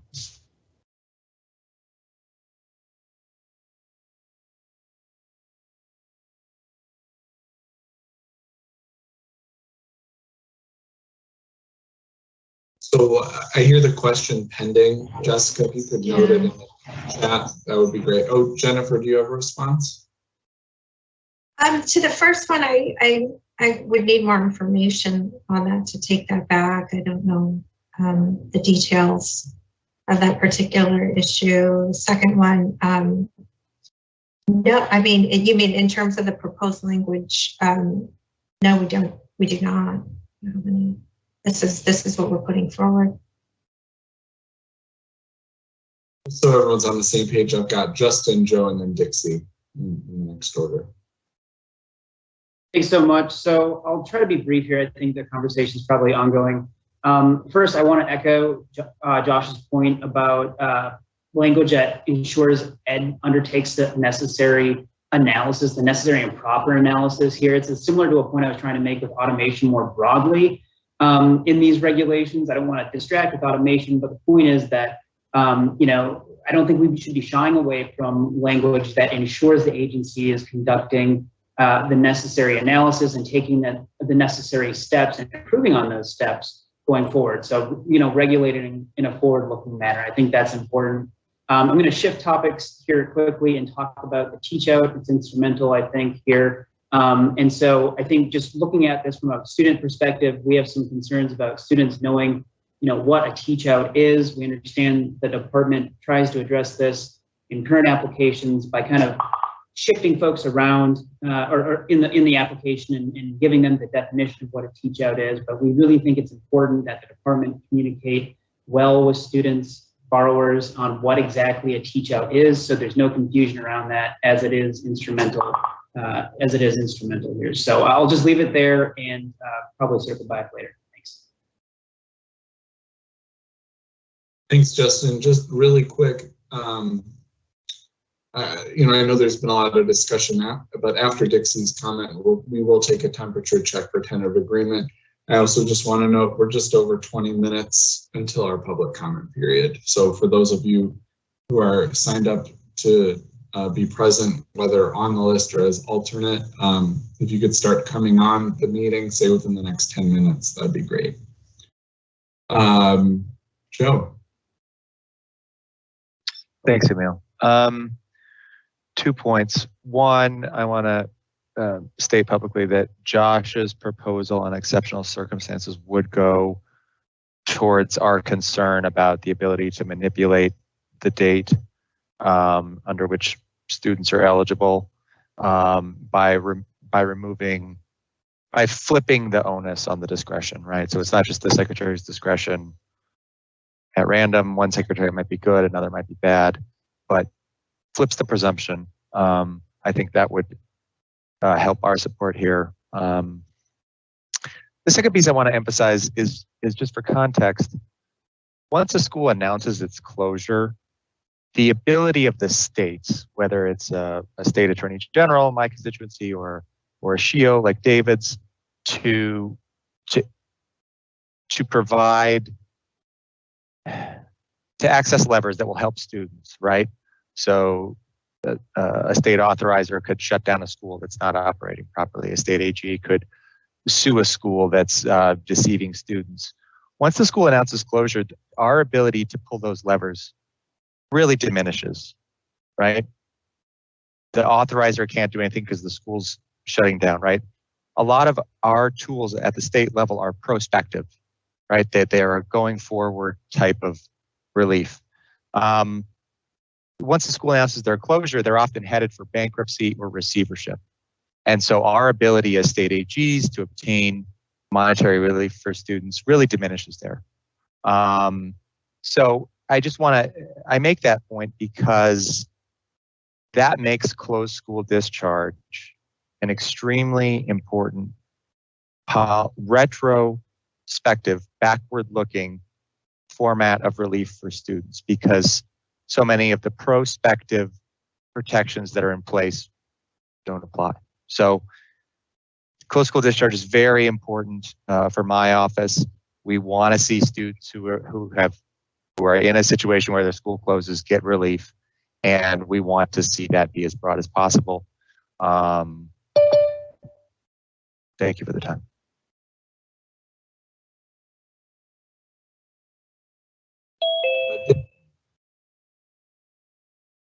Alrighty, so I have a couple things. Overall, I think in this conversation and previous conversations, I think there are mainly like 3 things that are really prevalent. It's the Department of Education's lack of communication with students. And for me, what it feels like a really big hesitancy for the Department of Education to actually meet students where they're at, right? That's been very clear since the first session and even today in this conversation. But also the Department of Education's lack of communication with students, right? And for me, as someone who does comms, I do communications all day, every day. It would be helpful as a student to know what step by step, what communications plan does the Department of Education have to effectively actually reach students? Because for me, and I'm in this space, I don't know what the plan is, right? You can't just send emails and like expect like, hey, students are gonna read, you know, the fine print on an email or like send mailing. Like you have to get creative. And I know that's probably really hard for the Department of Education, but you have to do that to actually meet students where they're at. You know, students are actually living our lives, right? Like we're working multiple hours a day and we're not always in the right mindset or in the mood to actually look at the fine print of every single little thing that the Department of Education sends to us. Another thing that has been incredibly prevalent and evident is the lack of perspective and voices from students in these conversations. I get that we're all negotiating for our constituencies, but again, we need to continue centering the voices of students, but also the real life experiences of students. And the last piece that I have is that it is all so confusing. There are folks who have previously said that schools have closed down correctly and in the right manner. The entire point of a school doing something correct is not closing down. You can't close down and do it in a correct manner. The important is that you're actually harming students.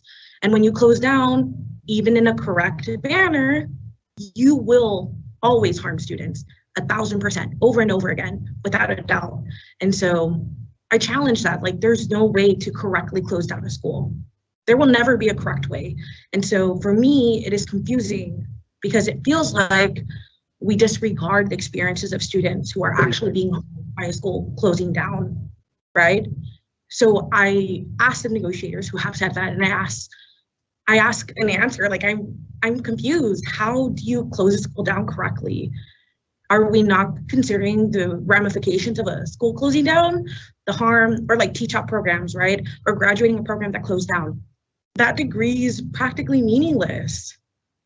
There's harm done. So I'm confused and That's 3 minutes. Not okay with that. Thanks for the comment, Dixie. Josh, I see your hand up. Go ahead and proceed, and then we'll move on. Go ahead. Yeah, I just wanted to, because I didn't have the opportunity before, just to share one quick story from a client of a legal aid partner, just to emphasize why the automation of discharges for everyone who attended pre-2014 is so important. So in the spring of 1988, Mrs. R was raising a newborn daughter, hoping to get training for a stable job so she could support her daughter. She took out about $6,600 in federal student loans to enroll in a data entry program at an American Business Institute. After about 7 months, the school suddenly closed. A federal grand jury had indicted the CEO and 18 employees of the parent company for misuse of federal funds and falsifying loan applications, among other criminal violations. For over 30 years, Mrs. R did not know about her eligibility for a closed school discharge. She struggled to make her federal student loan payments and eventually defaulted on her debt. In 2018, after demanding payments of $26,000, Mrs. R found her way to a legal aid organization because she was concerned about her wages getting garnished. There are many Mrs. R's out in the world who don't know about closed school discharge, particularly if they've been waiting for a long time and have been saddled with their debt for a long time. And that's why, even for those who have re-enrolled, it's just such a critical issue to my constituency.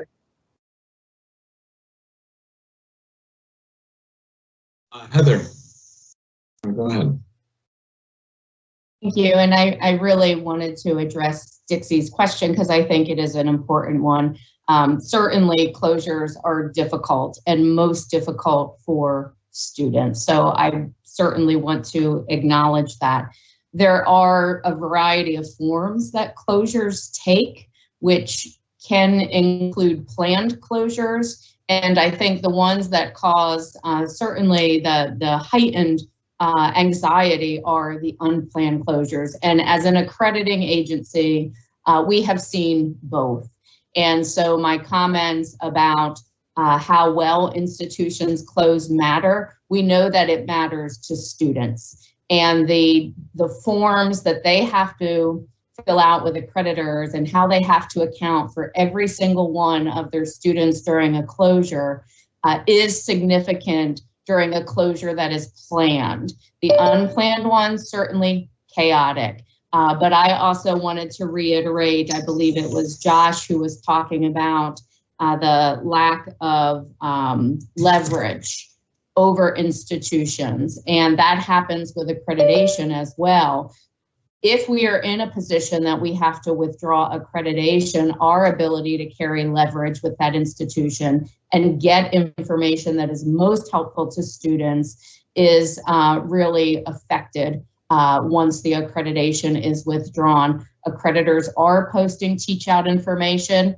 If we receive it and the commission reviews it and approves it online for students, partnering agreements are posted there, but we recognize students aren't always coming to us. They're trying to get information from a variety of venues, whether that's the state higher education system in their state, whether that is through the department and certainly through the accreditors. But I did want to stress that accreditors are focused on the students and getting good information for students if closure is a potential for an institution. Emil, could I answer to that quickly? I promise it won't take too long. Go ahead, Dixie. Yeah. My issue and what I articulate is that continuously the conversation and the conversations and this conversation is always framed that, and the way that the conversation is not centering students in terms of like, well, there was like a good way, but like there's a bad way. Like, no, like period bad. And so I appreciate the nuance, Heather, but I still stand by what I said. Period, point blank, period, it's bad, right? And we can recognize that. We can continuously recognize that like there are planned school closures, but period, students will be harmed, right? And I don't think that there's like a scale of how bad the harm is. Harm is harm, period. And so for me as a student, I reject the notion of like, well, we're going to like triage how like bad the harm is. Period, students are being harmed. Period, it's bad. Planned school closure, it's bad. And that's what I was trying to get at. And for me, it was really confusing to hear the conversation framed that way, because in all the conversations that I've had, and I'm obviously a student and I'm in incredibly student and equity like centered spaces all the time, we never frame the conversation that way, because we're not going to be like, well, you know, since it was a planned school closure, it's not that bad. Period, students are, right, like period students are struggling, and just because it's a planned one doesn't mean that our anxiety and the depression students face and the financial struggles and like the worries that these students face is any less than one that was just out of the blue, right? Like it's difficult, period. And that's what I was trying to get at. And so I reject the notion that there's a good way of closing a school and a bad way of closing a school, because period, it is always bad. The school should not be closing down on students, right? Regardless if it's planned. And so I wanted to reject that and stand firm in what I said. But I do appreciate the perspective that you provided, Heather.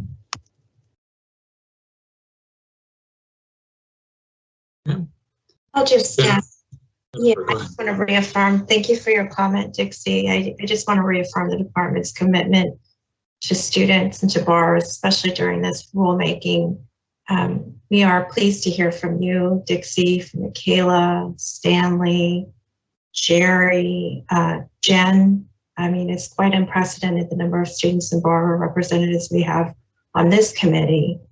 And we recognize that, and we're trying to make improvements to our programs through this rulemaking. So thank you for your comments. Thank you for your continued contributions to the discussion. I think it's critical. We want to hear it.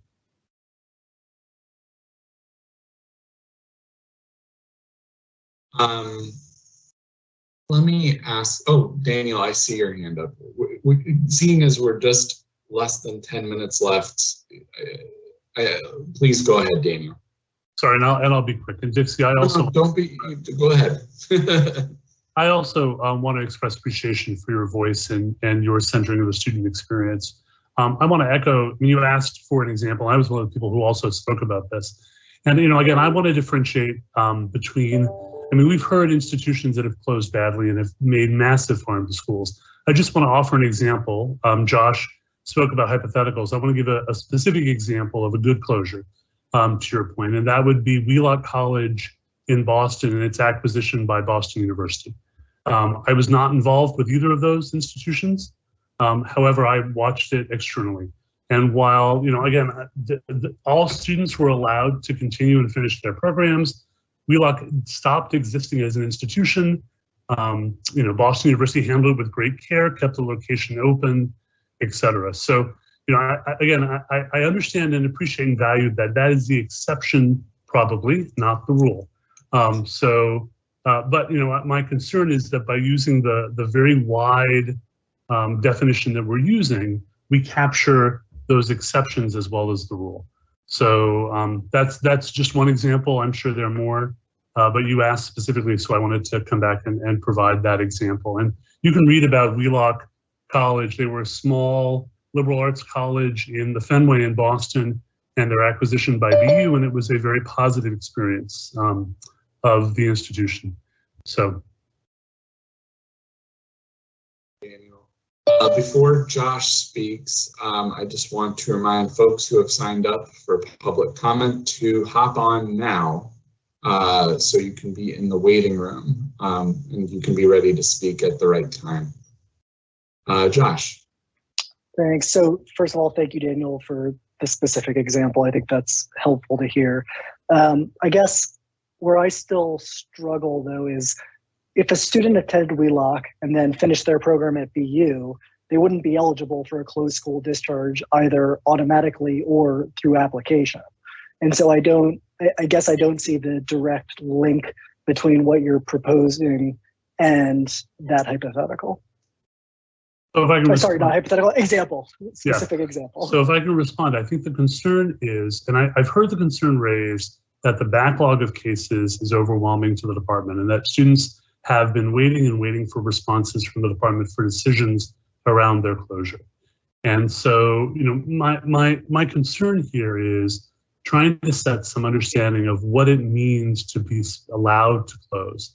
So again, I think we're also getting stuck in the definition, the difference between automatic discharge, application discharge, and definition of closed school. Those are three different things. And so I struggle with the idea here, and I'm specifically responding to the beginning definition of what is considered a closed school, not what counts as automatic discharge, not what even counts as a discharge for application, but how do we determine what is a closed school? And in this particular example, the Wheelock example, it does speak to the second of those issues, which is it wouldn't be applicable for automatic discharge potentially, but if a student decides not to continue on at BU and finish their program, I suppose the question is, would they qualify? Would they qualify for that closure? And again, I understand that that wasn't what the student signed up for. They didn't come in saying, I choose to enroll at BU. They made a conscious choice to enroll at Wheelock. And I get that that is by definition in part harm. And I understand that. However, the program is being offered and continue to be offered. So that's where I think I'm struggling a bit with how to mitigate that and respond to that. And I don't know that we have the final answer here either. But you know, but I think there are a number of questions to consider. Josh. Thanks. So on the backlog issue, I think the department can correct me if I'm wrong here, but I'm not sure that's true with respect to closed school discharge. It's certainly true with respect to borrower defense. And when we get to that topic, we can talk more about that. But I don't know that that's necessarily true with respect to closed school discharge.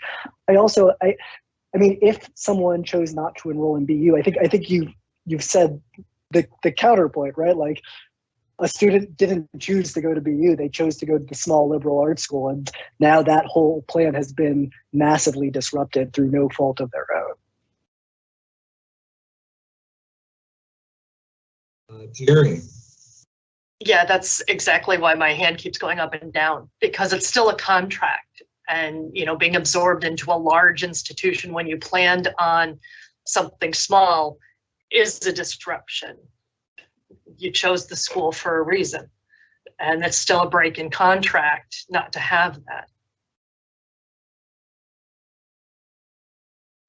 Michaela, and just so folks know, we will want to take a temperature check for tentative agreement before public comment, but go ahead, Michaela. Yeah, I also, when there's any changes in accreditation or acquisitions, there's also a huge influx within instructors, professors, and the folks actually providing that education, because when folks, is the university taking them on? Sometimes they're not. Sometimes they want changes in contracts from these instructors that they don't want to participate in, right? And so they leave or they find other institutions. For example, that happened at my institution. We had a huge exodus of professors because of the changing of how they were structuring ongoing contracts. So I want to reiterate that even in that kind of smooth transition, that isn't always as smooth on the student receiving end as far as the services and the instructors, professors that you're receiving.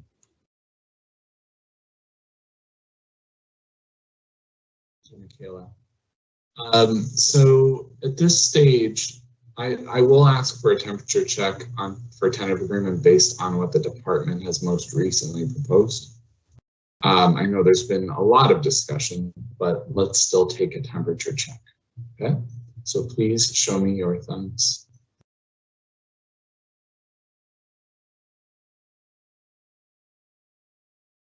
Okay.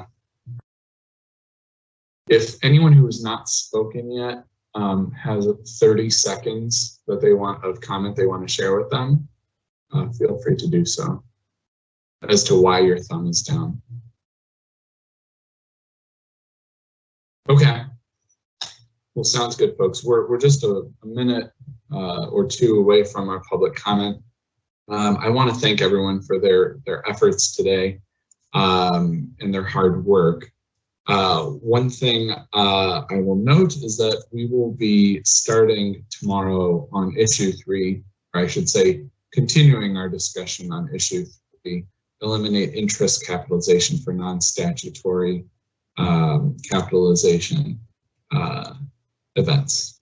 Okay, so with that, we'll start to transition into our public comment period. I do want to note that of the 10 spots that were available for public comments today, only 9 were filled, and we have no wait list.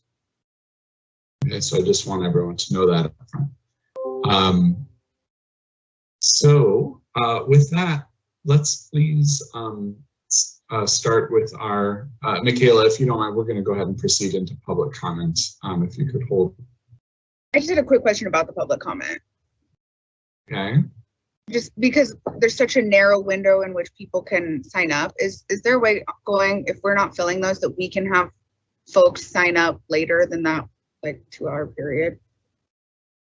Right now, the department leaves that open until 12. So anyone that you want to get into public comment, I would just encourage them for that next day to sign up prior to 12, Michaela. But that makes it, in order for us to get those folks the right credentials to access the meeting, make sure that we have the appropriate list and the time slots. That's kind of how we've organized ourselves. So every day, folks have up until 12 o'clock Eastern time to fill those slots.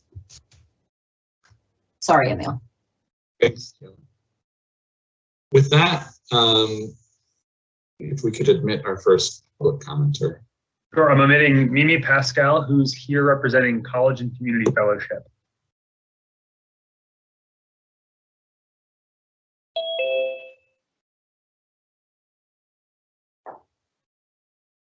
Hello. Good afternoon, Ms. Pasquale. You have 3 minutes to make your public comments. Thank you. Hello, everyone. I want to thank you and College Community Fellowship for giving me this platform to tell my educational experience while incarcerated. In 2010, I was incarcerated. I was convicted to a 10-year mandatory minimum sentence on drug charges. At the time, I was 2 classes away from finishing up a bachelor's degree. I never finished up the degree because after I took a leave of absence, life took over and I just never went back. While incarcerated, I dreamed of finishing up my degree, but I found out that because I was federally incarcerated, I could not utilize a Pell or TAP. I made a promise to myself that when I went home, I would get my degree. In 2020, in May, I graduated City College with a Bachelor's of Theater with the assistance of College Community Fellowship. Nothing in my reentry program prepared me for my continuing education, not a counselor, not a program, not a resources, nothing. I didn't have the tools to not only reinstate myself in school, but also to navigate the system. I feel that it is the responsibility of the DOE in taking on Pell implementation to help individuals finish their degrees during their reentry program at the same way that they do other populations. Thank you. Thank you, Ms. Pasquale, for your public comment. Brady, who do we have next? I'm admitting Gerard Semeka, who's here representing CASE, Consumer Action for a Strong Economy.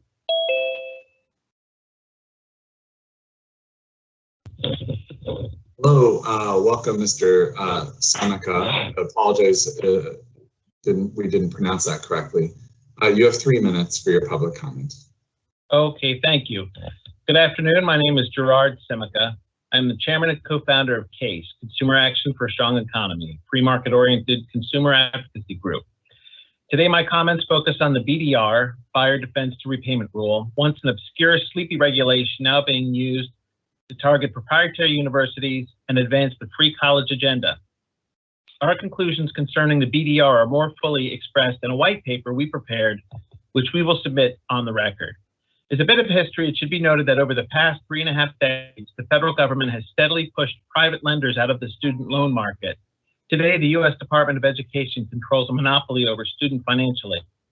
Now, education activists are seeking to cement government control over higher education by using the BDR as a backdoor to free college and regulate for-profit colleges out of business. Beginning more than a decade ago, the BDR has been weaponized and targeted against for-profit colleges. Yet, as a survey conducted by CASE of more than 1,200 students firmly concludes, if this rule were applied evenly and fairly across the entire landscape of colleges and universities, the taxpayer-subsidized student loan debt relief would apply to millions of students to satisfy with their education and add countless billions of dollars to our national debt. We know this because we surveyed students at the 5 public and private schools with the most online students and found that only 3% of them were familiar with the BDR, but 82% felt misled and 97% are interested in learning more about BDR. You can learn more about this survey and our white paper at our dedicated website, collegeloanfairness.com. The proposed change to the BDR all but eliminates the rule's burden of proof for students claiming fraud on the part of their institution and is a massive step forward to realizing the goal of free college, a policy a strong majority of Americans oppose. Further, this higher education power grab by the federal government is certain to regulate highly valued for-profit colleges out of business, as they have long been disfavored by a vocal sector of education activists. In short, changes to the BDR to liberalize student loan debt relief are an effort by free college advocates to circumvent the legislative process to advance an unpopular agenda, which will further result in collateral damage to the for-profit schools. Ultimately, this will put non-traditional and typically less privileged students in a precarious position, limiting student choice, destroying career opportunities, undermining educational innovation. 30 seconds. our national economy by depriving it of desperately needed skilled workers. We urge for an end to the political motivations behind the planned corruption of the BDR and its certain disastrous impact on opportunities for non-traditional students, our workforce, and the higher education system. Again, our paper and survey results can be found at collegeloanfairness.com. Thank you very much. Thank you for your comment. Brady, if you could admit the next person, that would be great. I'm admitting Elizabeth McNeil, who is the Vice President of Federal Government Relations at the California Medical Association. Thank you. Welcome. You have 3 minutes for your public comment. Oh, you are on mute. Now you can proceed. Thank you very much. Good afternoon. My name is Elizabeth McNeil, and I'm here on behalf of the California Medical Association, representing 50,000 physicians in California. And I'm here to testify about a problem with the Public Service Loan Forgiveness Program that is specific to California and Texas physicians. California and Texas physicians have been excluded from participating in the program because of the regulations. And when we met with the Department of Education in 2015, the staff had no idea that we had been left out and agreed that the regulation was not intentional. So here's the issue. California and Texas physicians can participate in the program under the statutory language as Congress wrote it. But when the implementing regulations were written, the department unintentionally narrowed it to require physicians and all hired and paid by a nonprofit hospital. So the regulation, unlike the required direct employment. The original statute also prohibit physicians from contracting with nonprofit hospitals to provide care, but the regulation prohibited. So how does a regulation impact California and Texas specifically? Our state law prohibits hospitals from employing physicians. Doctors are not W-2 employees. So our law is called the Bar on the Corporate Practice of Medicine. And the first question we always get from people is, why don't you just change your state law? And our answer to that is that our law is extremely important to California and Texas physicians. We fought hard to uphold it, and it's just not going to change anytime soon. So if hospitals cannot employ physicians, what are the arrangements between hospitals and doctors in California and Texas? And the most common arrangement is that physicians are just certified by each hospital's physician medical staff governing board to provide care in the hospital, period. So Congress has been clear about the intent of the program and the need to fix it. The California and Texas congressional delegations have sent multiple letters to the department stating that Congress never intended to exclude physicians in 2 states from the program. And legislation has been introduced as well by Congressman Harder, Senators Feinstein and Cornyn. The legislative language is also the regulatory fix that we are proposing to the department. So in closing, I just want to say that our physician counterparts in all other 48 states receive loan forgiveness, and it's just not equitable. We should not be disqualified because of the unique employment 30 seconds in our state, and we shouldn't be disqualified because of the reg is inconsistent with the statute. Studies show that our 2 states are going to have the largest physician shortages over the next decade, and that's because young physicians cannot get loan forgiveness in our states. And it's negatively impacting patients in community hospitals, rural hospitals, children's hospitals, in rural areas and underserved neighborhoods. So we urge you to consider our proposed solution, and I thank you for your time. Thank you for your comments. Brady, please submit the next person. Admitting Joan Mercedes, who's representing herself.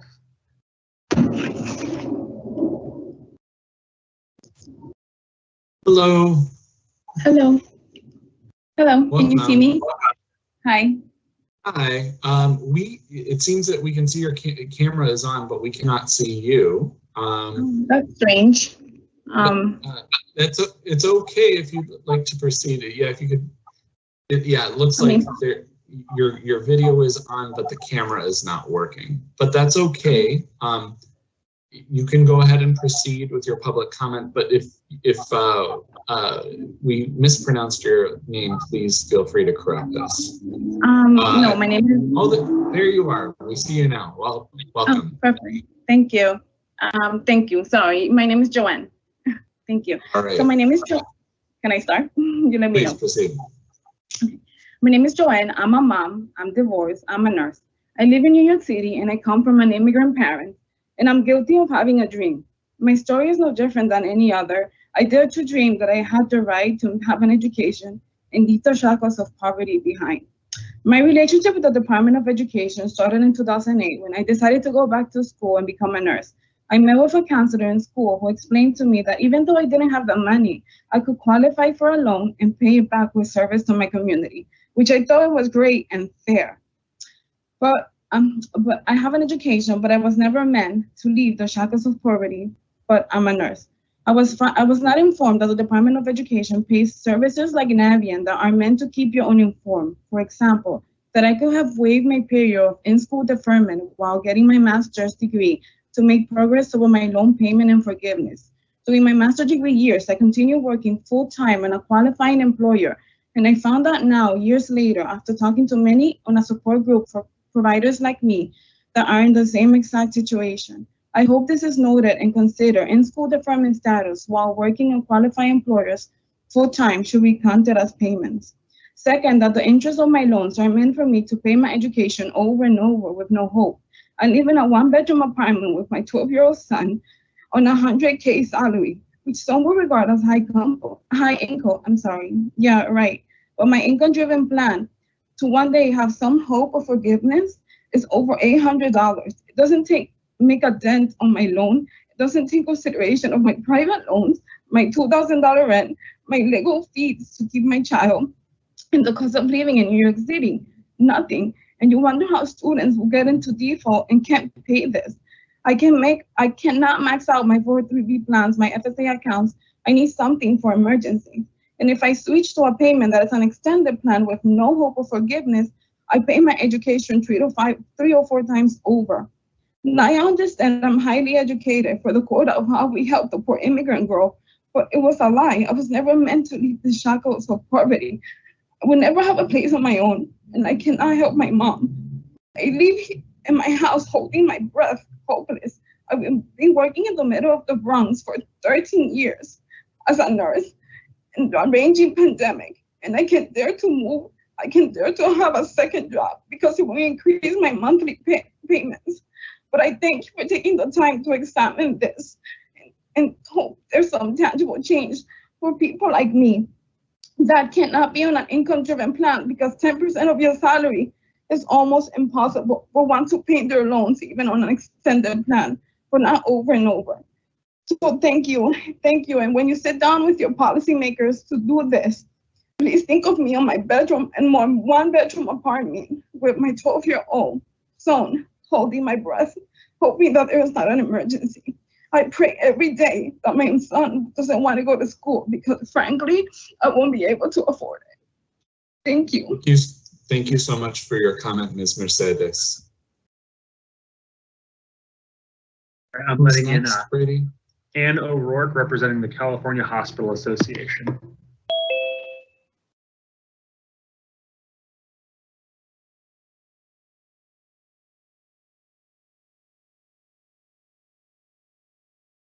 Present.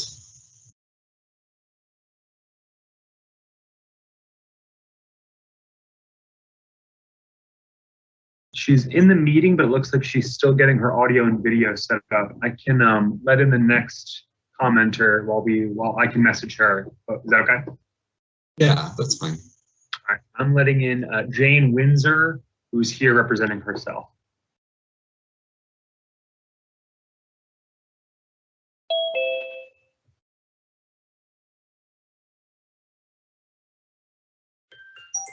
Hello, Ms. Windsor, can you hear me? Hello? Hello, Ms. Windsor, can you hear me? Yes. All right, welcome. Are you able to turn on your camera? Yeah. She's on? Okay. I apologize, everyone.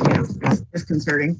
Okay, no, excellent. I had switched a setting. Now we can all see you. Ms. Windsor, you have 3 minutes to make your public comment. All right, thank you. My comment is a plea to implement the PSLF waiver with regulations with specific instructions to remove the forbearance status for payments made during Chapter 13 bankruptcy. I have over 5 years of payments, which still do not count even under the waiver without such guidance. In 2009, I moved thousands of miles away from my friends and family to a remote Arctic community in the pursuit of any employment that would allow me to pay my bills. And in 2009, I also consolidated my loans into the direct loan program specifically to pursue PSLF. Despite the lengths I went to, the fallout from the financial crisis led me in 2010 to a Chapter 13 bankruptcy plan to pay my debts. At no time did any of the parties who were paid to advise me inform me that entering Chapter 13 bankruptcy would lead to the dread no bill was due forbearance status related to the legal prohibition on pursuing a debt. I consider it rather obvious that 1 year after entering the PSLF program, had I known that a Chapter 13 would disqualify all payments from counting for over half of the planned 10 years, I would not have entered a Chapter 13 payment plan. The promise of the waiver is meant to address those of us who made good faith efforts to fulfill our side of PSLF but were poorly served. I quote the announcement. Under the new rules, any prior payment made will count as a qualifying payment regardless of loan type, repayment plan, or whether the payment was made in full or on time.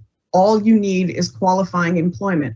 This has not been the case, however, for payments made while in a forbearance status. So twice now, I've had to deal with a significant blow to my mental health from finding out that the forbearance status created by the Chapter 13 bankruptcy has rendered my payments ineligible to count towards forgiveness.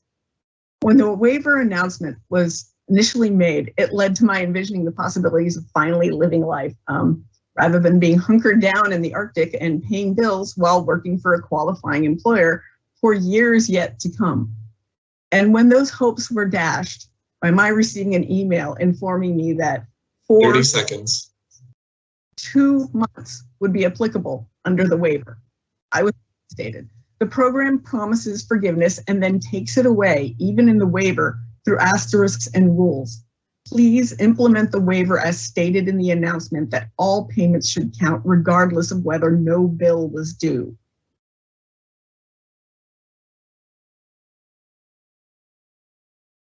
Your comment. All right, are we ready for the next commenter? Yep, I believe Ms. O'Rourke is in the room with her audio and video all set up, so the floor is yours. Thank you very much and good afternoon. My name is Ann O'Rourke. I'm the Senior Vice President for Federal Relations for the California Hospital Association. Thank you for the opportunity to share our views on this very important subject today, and I appreciate your thoughtful review of this critical program. On behalf of the 400 hospitals and health systems, their communities, and the patients they care for in California, we urge you to allow California physicians to qualify and participate in the loan forgiveness program as their colleagues in 48 other states are eligible to do. We believe strongly that California physicians should not be treated any differently and ask that the original statutory language be recognized to allow all physicians to participate in this program. As you may know, California has a state law prohibiting us as hospitals from employing our physicians. We at CHA have fought to make a change to that state law. We have not been successful. And while my colleagues at the California Medical Association have fought to preserve that law, we have a difference of opinion there. We have no difference of opinion on whether or not physicians in California should be able to qualify for this program. And we stand together with our colleagues in the physician community. Loan forgiveness is an important recruiting and retention tool, particularly in rural and underserved areas. As California hospitals struggle to come back from the pandemic, our #1 need is access to an adequately trained healthcare workforce, including physicians. So we urge you to allow California's physicians to participate in this program. Thank you very much for your time today. Thank you for your comments. I'm letting in Paula Gomez, who is an alumni of West Coast University.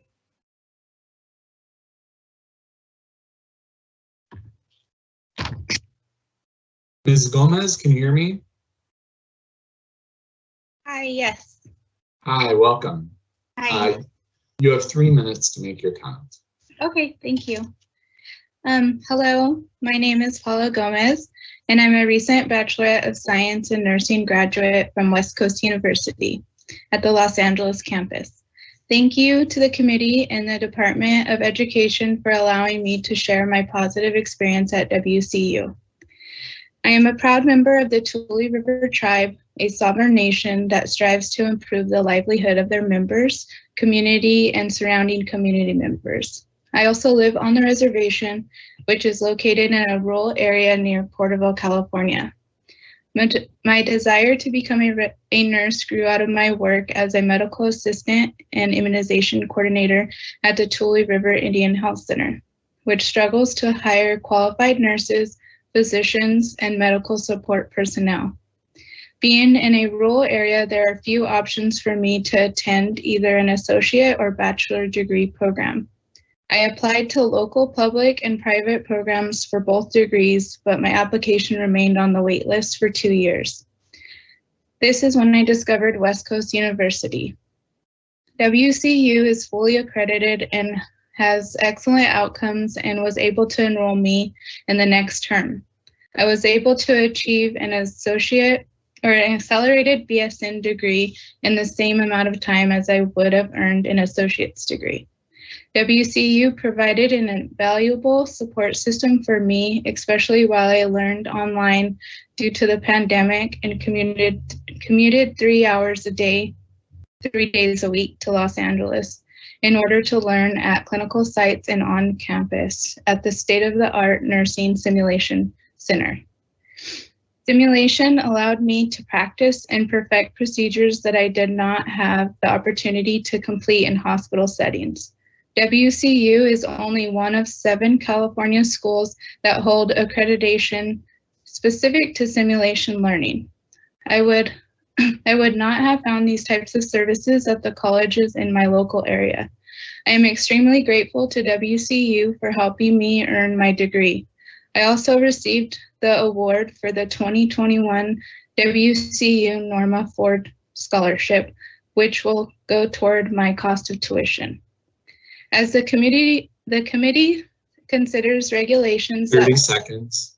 that will affect proprietary universities, I urge you to consider success stories like mine. My degree from West Coast University will allow me to gain valuable experience in emergency settings and hospitals near the reservation. Thank you again for your time. Thank you for your comment. I'm admitting Colin Wilkins, who's representing himself.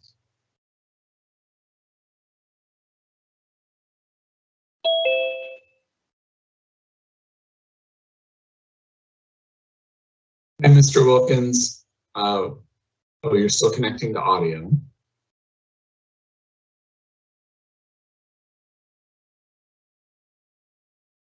All right, Mr. Wilkins, can you hear me? Yes, sir, I can hear you. Excellent. You have 3 minutes for your comment. Alrighty. 1 moment. Oh, we lost you. Can you hear me? Because I have to do the, what's it called? If you're comfortable with the video, you can be on video. Okay. But you can otherwise proceed. Okay. 1 moment. Take your time if you want to figure out your video.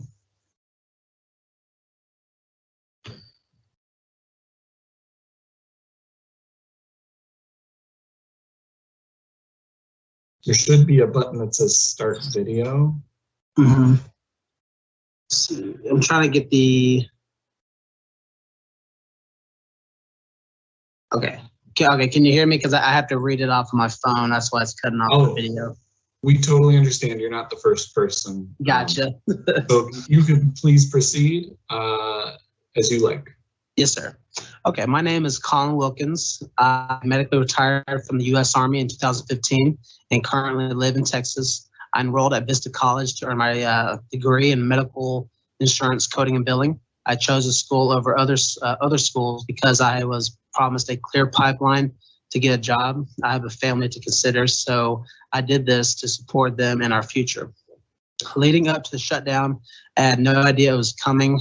No one gave the impression it was happening or prepared us for what would happen after it closed. I attended classes up until the very last day. Just a few weeks from graduating, then on a Saturday afternoon, I got a text message that said the school was shutting down, telling me it's over. No other information was given to us, no resources or contact information. The change in plans has really impacted my life and my family's. I felt like I had the rug cut from under me. It's heartbreaking and discouraging. The process was poorly handled and left students hanging. One of the most difficult things about this was I was so close to finishing, but now I've lost over 20 months of my GI Bill, no degree, and I can't get a hold of my transcripts. I requested to have my GI Bill restored by the VA, but it hasn't been approved yet. I reached out to the Texas Higher Education Coordinating Board to get a copy of my transcripts, but haven't heard back from them either. I wanted to share my story with you today because while I and others wait for GI Bill restoration, loan forgiveness, or to request transcripts, all of our plans have been put on hold. Everything I planned around this school just ended, and the students and their families are left stranded to pick up the pieces on their own. There must be a better way to protect us from the aftermath. And thank you for letting me share today.